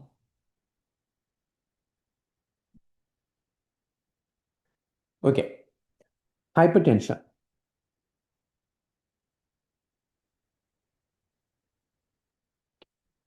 Hypertension, it's very common. We do regular screening of hypertension. So for adult aged more than 18 years and over, hypertension is a repeated finding of systolic blood pressure more than 140, diastolic blood pressure more than 190. So if any of them is high in multiple readings, we will call that patient has got a hypertension. So normal is this level. High normal systolic is up to 139 and diastolic is up to 89. So we divide the hypertension into mild, moderate, and severe. Mild hypertension is when systolic is up to 159, diastolic up to 99. Moderate hypertension is systolic up to 179, diastolic up to 109, and severe more than 180 over more than 110. So it's good idea to remember these readings because it will help you to manage this patient appropriately. So 95% cases, there is no cause of hypertension, which is what we call primary hypertension or essential hypertension. 5 to 10% cases, you can find out a secondary cause. And most commonly, they are from kidney-related condition like glomerulonephritis, renal artery stenosis, important, endocrine causes such as Conn's syndrome, Cushing syndrome, pheochromocytoma, sometimes some medication. Very important is oral contraceptive pill. Sometimes steroid, NSAID, they can also increase blood pressure. Coarctation of aorta can do that, and pregnancy itself can be the cause. So these are the secondary causes of hypertension, which we normally want to rule out in a patient. Some of the clinical feature that can suggest a possible secondary hypertension could be in renal artery stenosis, we can get a renal bruit. If it is a polycystic kidney disease, the exam question can mention that patient has got bilateral kidney mass. Sometimes they can present with hematuria.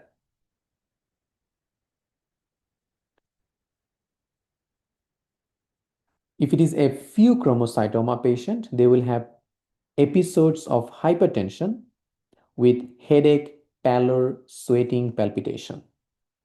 So these are few things that we will look into the exam question to see if they are suggesting any secondary hypertension. Not very common, but yes, it can be. We should always look into those. So look for any epigastric or renal bruit. Look for any flank or kidney mass for polycystic kidney disease. Absence of femoral pulse. You know that in coarctation of aorta, we get radiofemoral delay. So if there is radiofemoral delay, we should look into coarctation of aorta. If the patient has moon phase, look for Cushing syndrome, and then pheochromocytoma, which is like sweating, pallor, headache, tachycardia.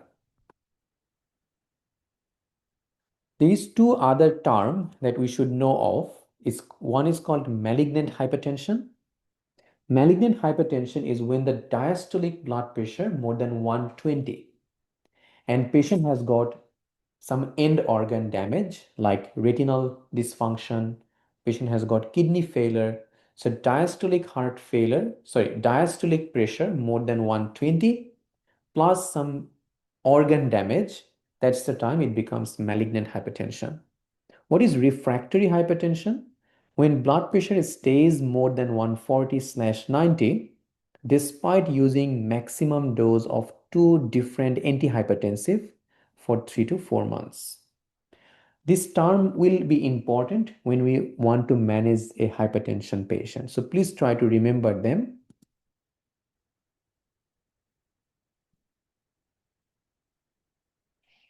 We know that renal artery stenosis is one of the cause of secondary hypertension. When do we think about it?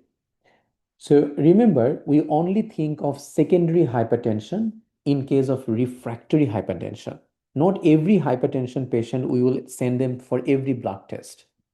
You tried maximum dose of two different antihypertension and you used it for 3 to 4 months, still blood pressure remains high, that's a refractory hypertension.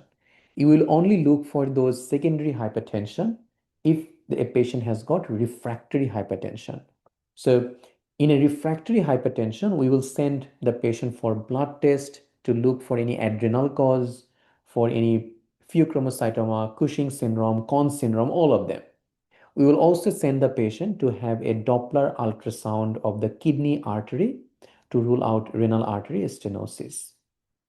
Okay, and definitely if a patient has hypertension and the exam question says that there is a renal bruit or epigastric bruit, that will be enough to think of renal artery stenosis.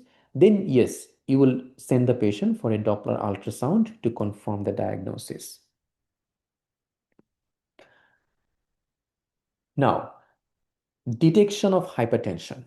When we call a patient that you have high blood pressure, remember a single visit high blood pressure is not enough. So diagnosis should not be made based on a single visit. Initial raised BP reading should be confirmed on at least two other visits within a space of 3 months.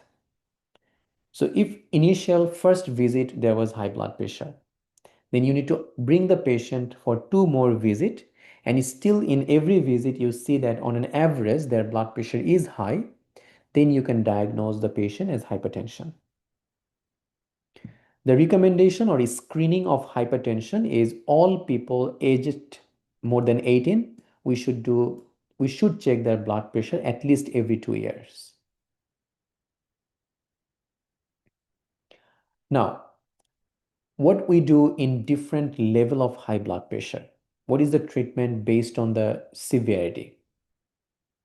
So the action or recommended follow-up is if a patient has got high normal blood pressure, still not hypertension, we just repeat the blood pressure in 1 year and we advise the patient to do some lifestyle changes. If it is grade 1 hypertension, we will confirm that this patient has high blood pressure within 2 months. So we bring the patient two more times in the 2 months time, and we ask the patient to start some lifestyle modification. If it is moderate hypertension, we bring the patient within a month. If it is more than 180/110, that patient, either you bring the patient within a week or you can even start the treatment in that case. Okay, so why it is important? Because not every hypertensive patient will require treatment immediately. That's the thing. Just because someone has got high blood pressure on few readings, you're not going to start medication straight away. You can always try with lifestyle changes first if it permits. So you can see here, if mild hypertension is found, observation with repeat measurement within 3 to 6 months should be followed before starting the treatment. When a patient needs immediate treatment, there are patients who might require immediate treatment. The group of patients whose diastolic blood pressure is 115 or more, and they have target organ damage, which means they have hypertensive retinopathy, they have hypertensive nephropathy, so kidney damage. They have peripheral vascular disease, or they have any other cardiovascular incident, like they have history of ischemic heart disease, ischemic of cardiovascular accident like a stroke. This patient, definitely you will need to start treatment right away. There is a thing called ambulatory 24-hour blood pressure monitor, commonly used in Australia. So the guidelines to use this ambulatory 24-hour monitor is if there is a marked discrepancy between home blood pressure and the clinic blood pressure. Let's say that you got high blood pressure in a patient in your clinic. Let's say it's 150/80.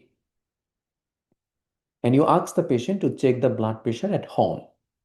He brought 1 week blood pressure reading at home, and you can see that someday it is 110/70, someday it is 160/70, someday 120. So there is a marked discrepancy between all the readings. You can't be sure what's happening. That is the time you do a 24-hour ambulatory blood pressure monitor.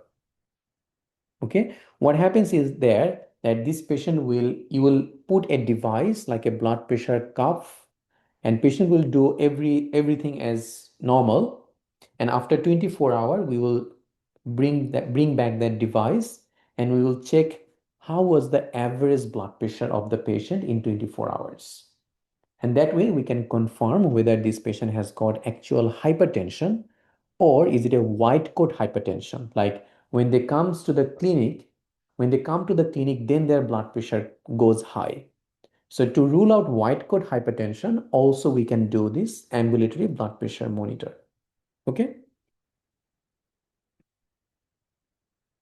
No, Holter is different. Holter is done to rule out arrhythmia. So if we are looking for any arrhythmic problem, like patient having palpitation, we can't find out the cause, then we do Holter monitor. But this is different. So non-pharmacological management or lifestyle management is really important. So all patient who has especially mild hypertension, moderate hypertension, severe hypertension, all of the patients should have a lifestyle change. The number one important behavioral intervention is weight reduction. Even 1 kilo weight loss can reduce the systolic blood pressure by 2.5. Reduce excess alcohol intake, reduce any excess sodium or salt intake. And also exercise, stop smoking. This also will help. But weight reduction is the most important thing. Now, this is a guideline. Now, this guideline was taken from John Murtagh, but it has changed recently. So this is what we see in the changed version. The changed version is that if a patient has got hypertension confirmed on several reading, start lifestyle change, but we also do this 5-year absolute cardiovascular risk assessment. Has any of you seen the cardiovascular risk assessment chart? So there is a chart that we use in Australia where we can find out the risk of the patient. So that chart will give us the risk that whether this patient has a risk of a heart condition such as heart attack or a stroke in the next 5 years, and what is the percentage of risk. Low risk is patient who is between 0 to 5%. Moderate risk is between 5 to 10%, and high risk is above 10%. This was previous one, which is changed now according to Heart Foundation Australia. So we follow this percentage now. So in case of low risk patient and the patient is hypertensive, allow lifestyle changes. Even sometimes you can try that for a year before starting the treatment. For moderate risk patient, you can allow lifestyle for 3 to 6 months. After 3 to 6 months, if blood pressure still remain high, then add the treatment. For severe or high risk group, for them, it is better that you start treatment immediately. So for a high risk group, it's better that we provide antihypertensive for them because that protects them from any kind of heart condition. So when we treat a patient and we think that whether we need to add antihypertensive or not, this is the most important thing that we look into. So the usually exam question will say that patient's cardiovascular risk has been assessed as 4%. In that case, you can try lifestyle modification. Okay. For moderate, you can try lifestyle for 3 to 6 months. It's still not working, then start the treatment. Okay. High risk, you can start treatment immediately. Now, hypertension management, we follow the therapeutic guideline for this. Okay. So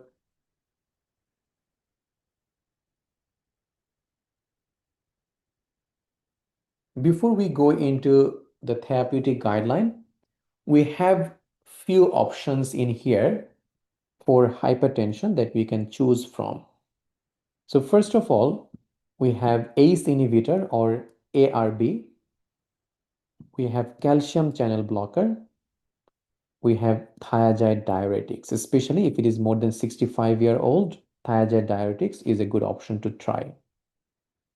So any of this you can start. But sometimes when we start a patient with hypertensive medication, we look at the comorbidities of the patient, the other things that helps us to choose the right medication. So we'll talk about that. So ACE inhibitor or ARB, calcium channel blocker, and thiazide diuretics, all of them are first-line antihypertensive. Okay, now let's go into therapeutic guideline.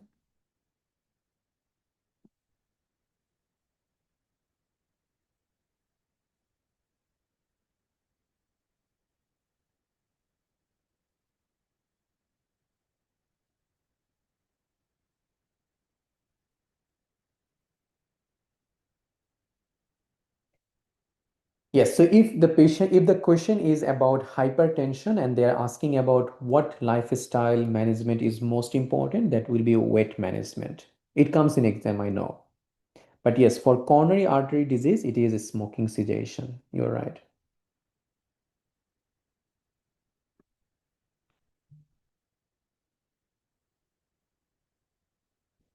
So you don't need to know all of this. We already discussed most of the thing. So when to start blood pressure lowering therapy according to the Australian cardiovascular disease risk estimate. So ASCVD is that chart I was talking about. We already talked about all of them.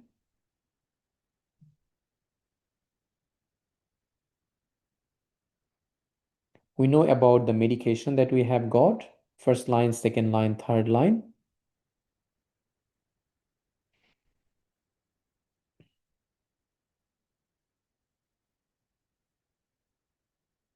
So have a look in here that is starting the drug treatment.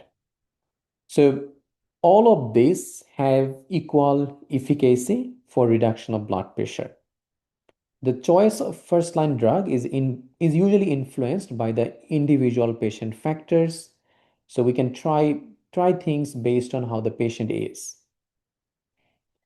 So the main aim of drug treatment for elevated blood pressure is to prevent long-term complication. Okay.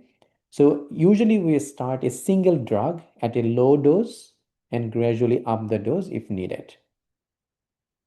Sometimes we might need to start two drugs at low level or low dose, especially if the patient has a very high risk and patient has severely elevated blood pressure.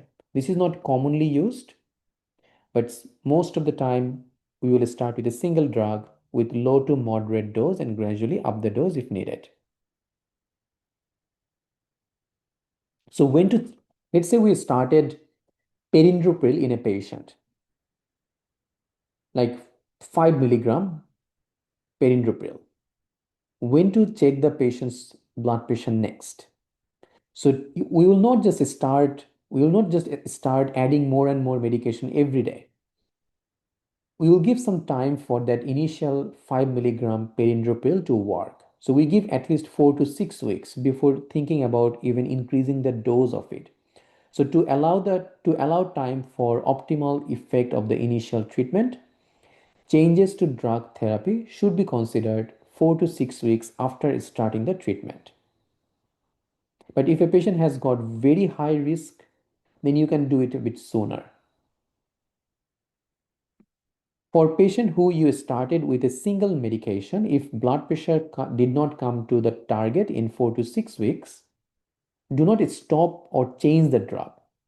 Rather, add a low dose of a second drug from different class. So you initially started ACE inhibitor. Now you can add something different. So we have got calcium channel blocker like amlodipine. We can add that, or we can add a thiazide diuretics at a low dose. So instead of increasing the dose of perindopril, better to add a second class drug. And then gradually you can increase the dose of both medication one by one.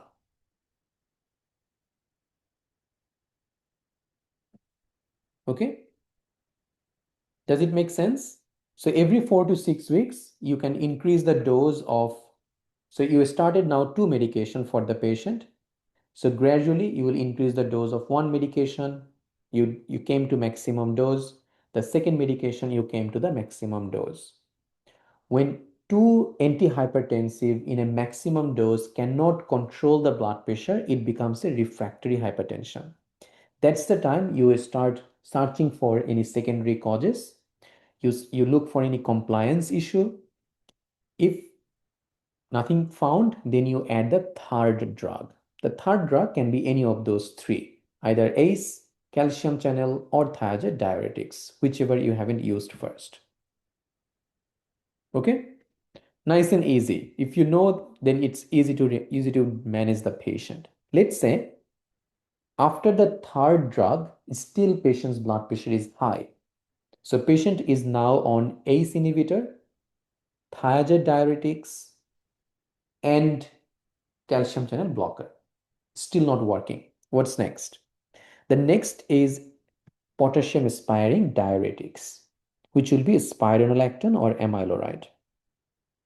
That's our fourth option. We have options of giving beta blocker. Sometimes it helps. We have options of giving alpha blocker such as prazosin. We have option of giving central acting alpha agonist such as moxonidine or clonidine. These are like specialist level medication. Usually by the time you need to think of giving central acting alpha agonist, you should send the patient to a cardiologist. But that is the step-by-step approach. So the third drug we know, fourth drug is spironolactone, fifth drug is beta blocker, sixth is alpha blocker, seventh is alpha 1 agonist. So that's the step by step. We gradually add medication if we really need to.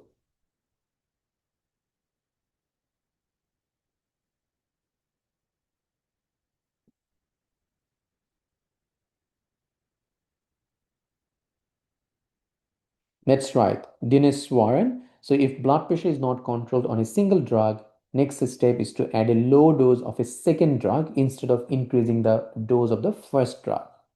You got it right.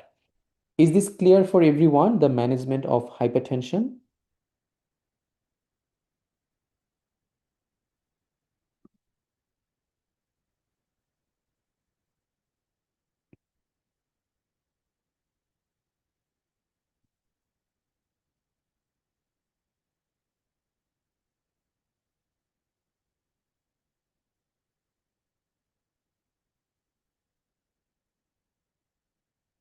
Yes, so we don't give, that's why beta blocker is not that's commonly used, because we don't give calcium channel blocker and beta blocker at the same time. Okay, but remember the calcium channel blocker are not the rate limiting one you're using. So definitely you would not give diltiazem, verapamil plus a beta blocker at the same time because both can cause rapid reduction of the heart rate. But we can give like amlodipine plus we can give a beta block. Okay, that can be given, but we have to be very careful. That's why beta blocker we don't normally use to control the blood pressure only.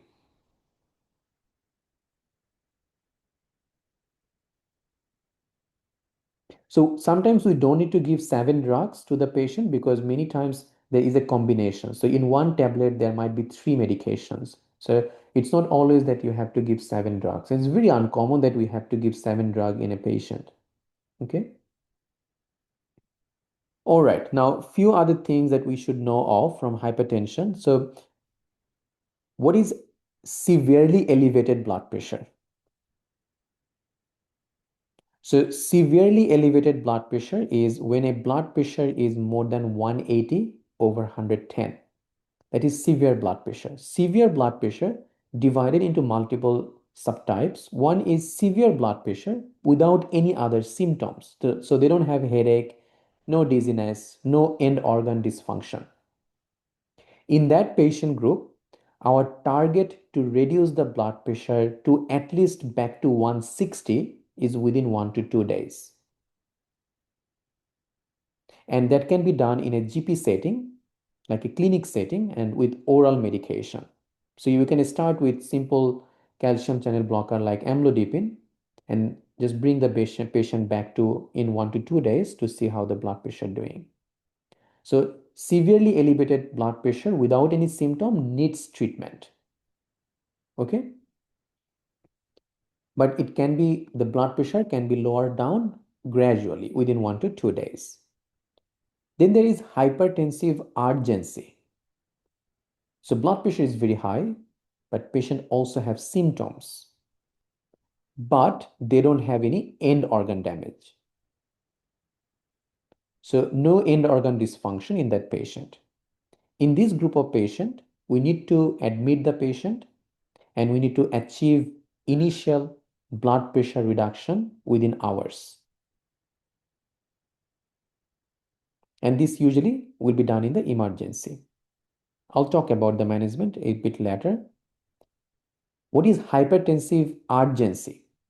Sorry, emergency. So urgency is this one without any end organ dysfunction. So when blood pressure is above 220/140, symptomatic definitely, and there is end organ damage, that patient needs to be admitted to even ICU to reduce the blood pressure within minutes. It will be reduction of BP quickly, but not very fast. So we're talking about managing severely elevated blood pressure. So severely elevated blood pressure without symptom, if a patient was not on any medication, you start a medication. Okay. So usual starting medication for this group of patient will be calcium channel blocker like amlodipine. Could be anything, any of those 3. But that can be done in a GP setting. In hypertensive urgency, this is not life-threatening. There is some symptoms. So you can still treat this patient orally in the emergency department with amlodipine and monitor the patient over the next 24 hours and see how it goes. Okay. So this is still a choice that we can try, just a oral amlodipine to reduce the dose. What about emergency? It's a life-threatening event. Patient needs to be admitted to the ICU, and that needs a rapid reduction of blood pressure. So we will choose either any of these IV antihypertensive, could be a hydralazine, could be clonidine, could be metoprolol, but commonly these 2. Okay. Then there is also sometimes we can try sodium nitroprusside. A lot of things are there. You don't really need to know that. Okay. That's all basically you need to know. Just understand each of these terms that I am talking about. So again, as a recapitulation, hypertension, which is severe, more than 180 over 110, without any symptoms, they can be treated outpatient with oral antihypertensive. Hypertensive urgency can be treated in the emergency department with oral amlodipine and observation for 6 to 24 hours. Hypertensive emergency, who has symptoms and end organ dysfunction, they will need to be admitted in either ED or ICU and needs to be treated rapidly with IV antihypertensive. Okay. When we choose a antihypertensive, we always look at their comorbid conditions. Like in an asthma COPD patient, we will try our best not to give beta blocker because beta blocker can constrict their bronchial muscle, right? So do not choose beta blocker in that patient. In a hard block patient, better not to choose beta blocker because it can aggravate it. Same, better not to choose rate limiting calcium channel blocker. In a patient who has diabetes, we normally try not to use thiazide diuretics. ACE inhibitor is really good medication for them. Same with hyperuricemia, thiazide is not a best medication. ACE is very good. For patient with peripheral vascular disease, their artery is already blocked. If we give them beta blocker, it will cause more vasospasm. So avoid that. What can be really good? Something which can cause vasodilation, such as calcium channel blocker. So that will be good medication for this patient. For renal artery stenosis, although John Murtagh says no ACE inhibitor, but in a unilateral renal artery stenosis, ACE inhibitor is the choice of medication. For a bilateral renal artery stenosis, we don't choose ACE inhibitor, rather we choose CCB, calcium channel blocker. Okay, so that's all that we really need to know from this cardiac perspective and all about hypertension. Okay, so I hope it made sense today. There is only one chapter that I couldn't finish today, that is the palpitation chapter. We would finish that in our course with the ECG class. Okay, I know it is a bit too much for most of you, and I don't think you can remember everything that I discussed. So please refer to the recordings. Please try to go into those again because I hope you understand that it's not possible for anyone to remember everything that I discussed. So don't feel overwhelmed. Don't feel like you are not understanding. You are understanding. If you are still here, means you are trying your best to remember all of this. So you've done really well. So give it some time because we finished most of the cardiology in 2 class. But can you guys finish it in 2 class? No. So you need sometimes even 2 to 3 weeks to finish cardiology. So take that time and then gradually improve your knowledge. It should be fine. Okay.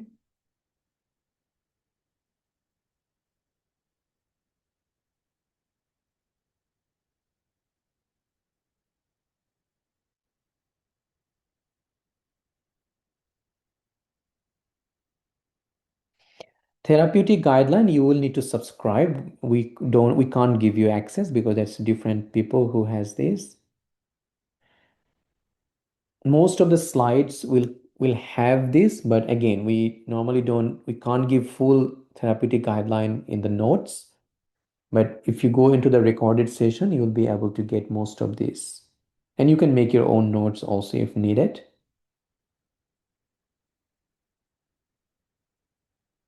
No, slides of the free classes will not be given to anyone, Aisha. The slides will only be given to our course student.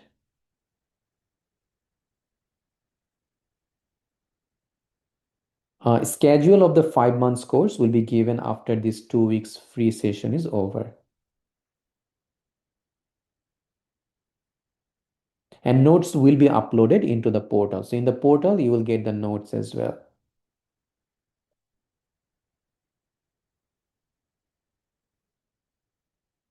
Siddharth, what do you mean by revision? We will not revise any of these topics again because it's not possible. There is a lot of things that we need to discuss in this 5 months course. You will need to revise all of them. Okay, the recordings will be there in the portal. So as many times you need to revise, you can revise this. But this topic will not be repeated again.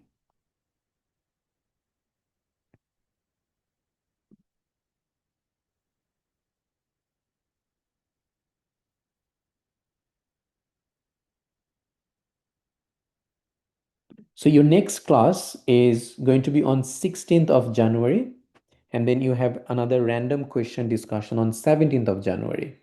So 16th and 17th, that's the only two more class left for this free 2 week session. And if you guys are interested to join the course, definitely this is the time to start because you have already got our most of the classes. So if you feel that this is the right course for you, I would ask you to enroll because enrollment can take a bit of a time. There's a lot of students who enroll in the course. So I just want to make sure you have a smooth journey with us when we start the full course with the course student. So if you start the process now, within the next 1 week, you should be able to get all the access. Everything is done. Okay.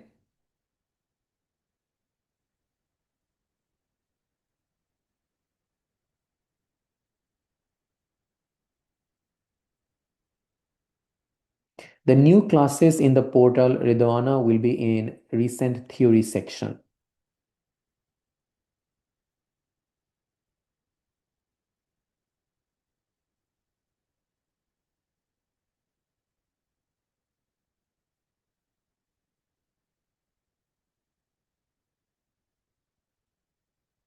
Yes, so you don't need to subscribe therapeutic guideline. Anything that is important for you, I will definitely show you from the therapeutic guideline. So you don't need to worry about that. The portal access, you can choose either a 10-month access or 15-month access. So that when you subscribe, you can choose that. We already uploaded PDF of the books in the Facebook group, right? So Facebook core, like the course group, we have already uploaded the books.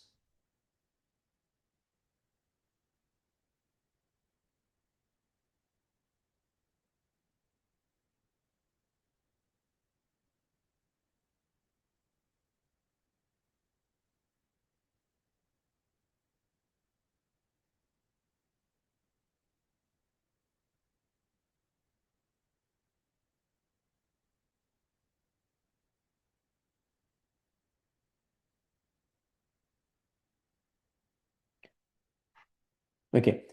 Pooja, the question that you have added, so definitely the problem is how the option is written there. So IV morphine only is not the answer to choose. Aspirin would be the best option, but the problem is they just said oral aspirin and observe. We are not just going to observe this patient. We have immediate thrombolysis, PCI, and CT coronary angiogram. So this patient came to us for 40 within 45 minutes. So PCI will be the best option to choose in here. So C.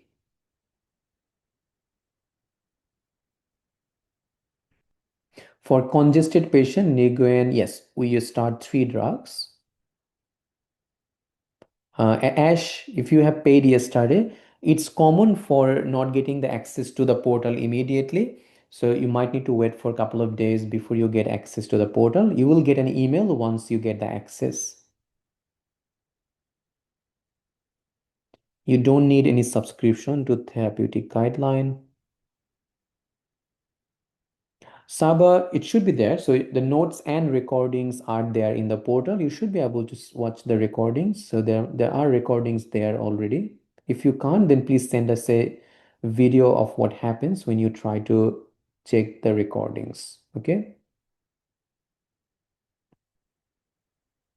Topics that we cover is enough for the exam.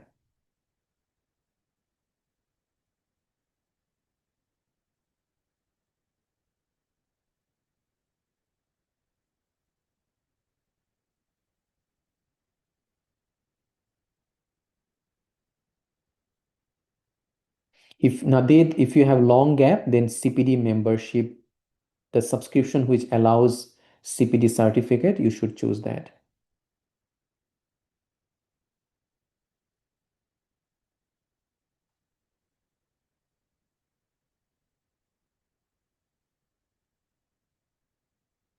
So those are not important, Ahmed. The Lillian Jones, T. Jandra, that's why I don't add that. Those you will never read.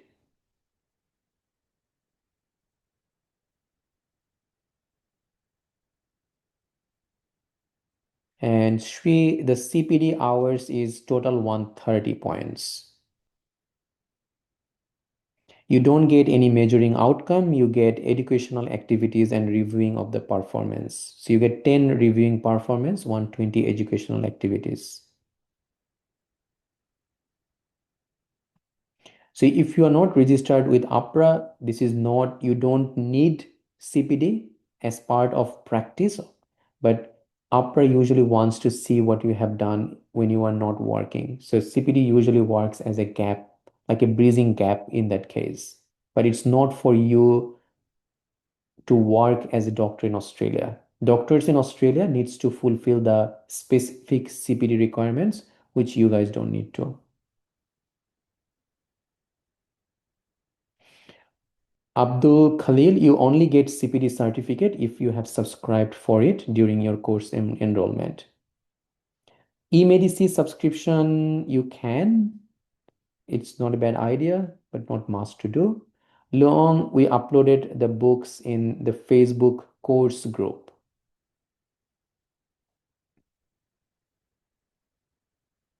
So we have both live course and recorded videos. It's together.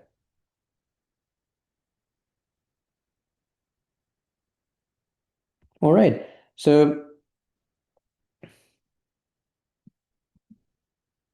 Tanjila, no, if you only do our question solve subscription classes, which is like part of only our old students, no, CPD is not there for only question solve classes. We only offer CPD for the complete course that we are taking now. If you have made the payment and or any of you made the payment and you are not added to our course group, please send me a message in the messenger. We will add you there. Yes, Amedex is not a bad idea. Mohini should read it. How to prepare at home? It's very difficult to say, Muniat, how to prepare at home. It's definitely you should read the class slides, the notes that we are giving, and also watch the recording again if you can, and try to make notes of your own. Try to make short notes so that you can remember those things. Like it works different for different people. I usually remember by writing important things. Do not write everything because that's just a waste of time. Important thing, if you write somewhere, it makes it easier. But everyone has a different way of remembering. So the things that we discussed in the class, you have to make sure that you can remember them. So whatever works for you, either just reading, closing your eyes, and remembering things. So I had a like in medical life, I had a roommate who just used to close his eyes and used to remember everything that he has read, and it worked for him. For me, I can't. I had to write everything. So for different people, it has different ways. So whatever works for you, you try it. At the end of the day, you have to remember these things and do it as much as you can. Okay.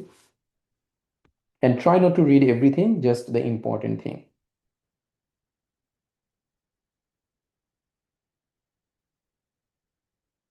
No, if take a first aid AMC MCQ, that's our official group. That's not the course group.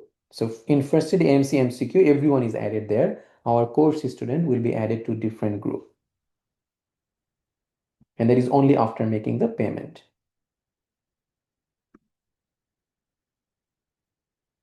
Yes, we are going to add you to some WhatsApp or Telegram group. That's after 2 weeks. All right, so that's all for tonight, guys. I hope it's making a lot of sense. But again, I always say initially, first 2 weeks, even first 2 months, it will be really, really tricky. It's not going to make a lot of sense. It's common, understandable. So please go with the flow. Eventually, things will start making sense. You will then understand what to read, what not to read. At the moment, all I want you to do is read the things that I am showing you, read the things that other mentors are showing you. And eventually, within few months, you will find a flow that works best for you. Okay, thanks all. And Mahmuda, course fee is 599 Australian dollar. Mohini should have to download. No, there is no need of downloading the portal. So the way it works is, let me show you. So you will get all the information in our First Aid AMC MCQ Facebook group. So please get added there. Then there is so you can go to firstaidamc.com.au. So if you write firstaidamc.com.au and just go into our 5 months MCQ course. If you want to know a little bit more, you can just click on check info. There is all the details here. And if you want to register for the payment, then you just click there and it will take you through the steps. So you need to put your email, you get a one-time password, put it there, submit, and then it will ask you some questions. And at the end, you make the payment and that will give you the confirmation of payment. Okay.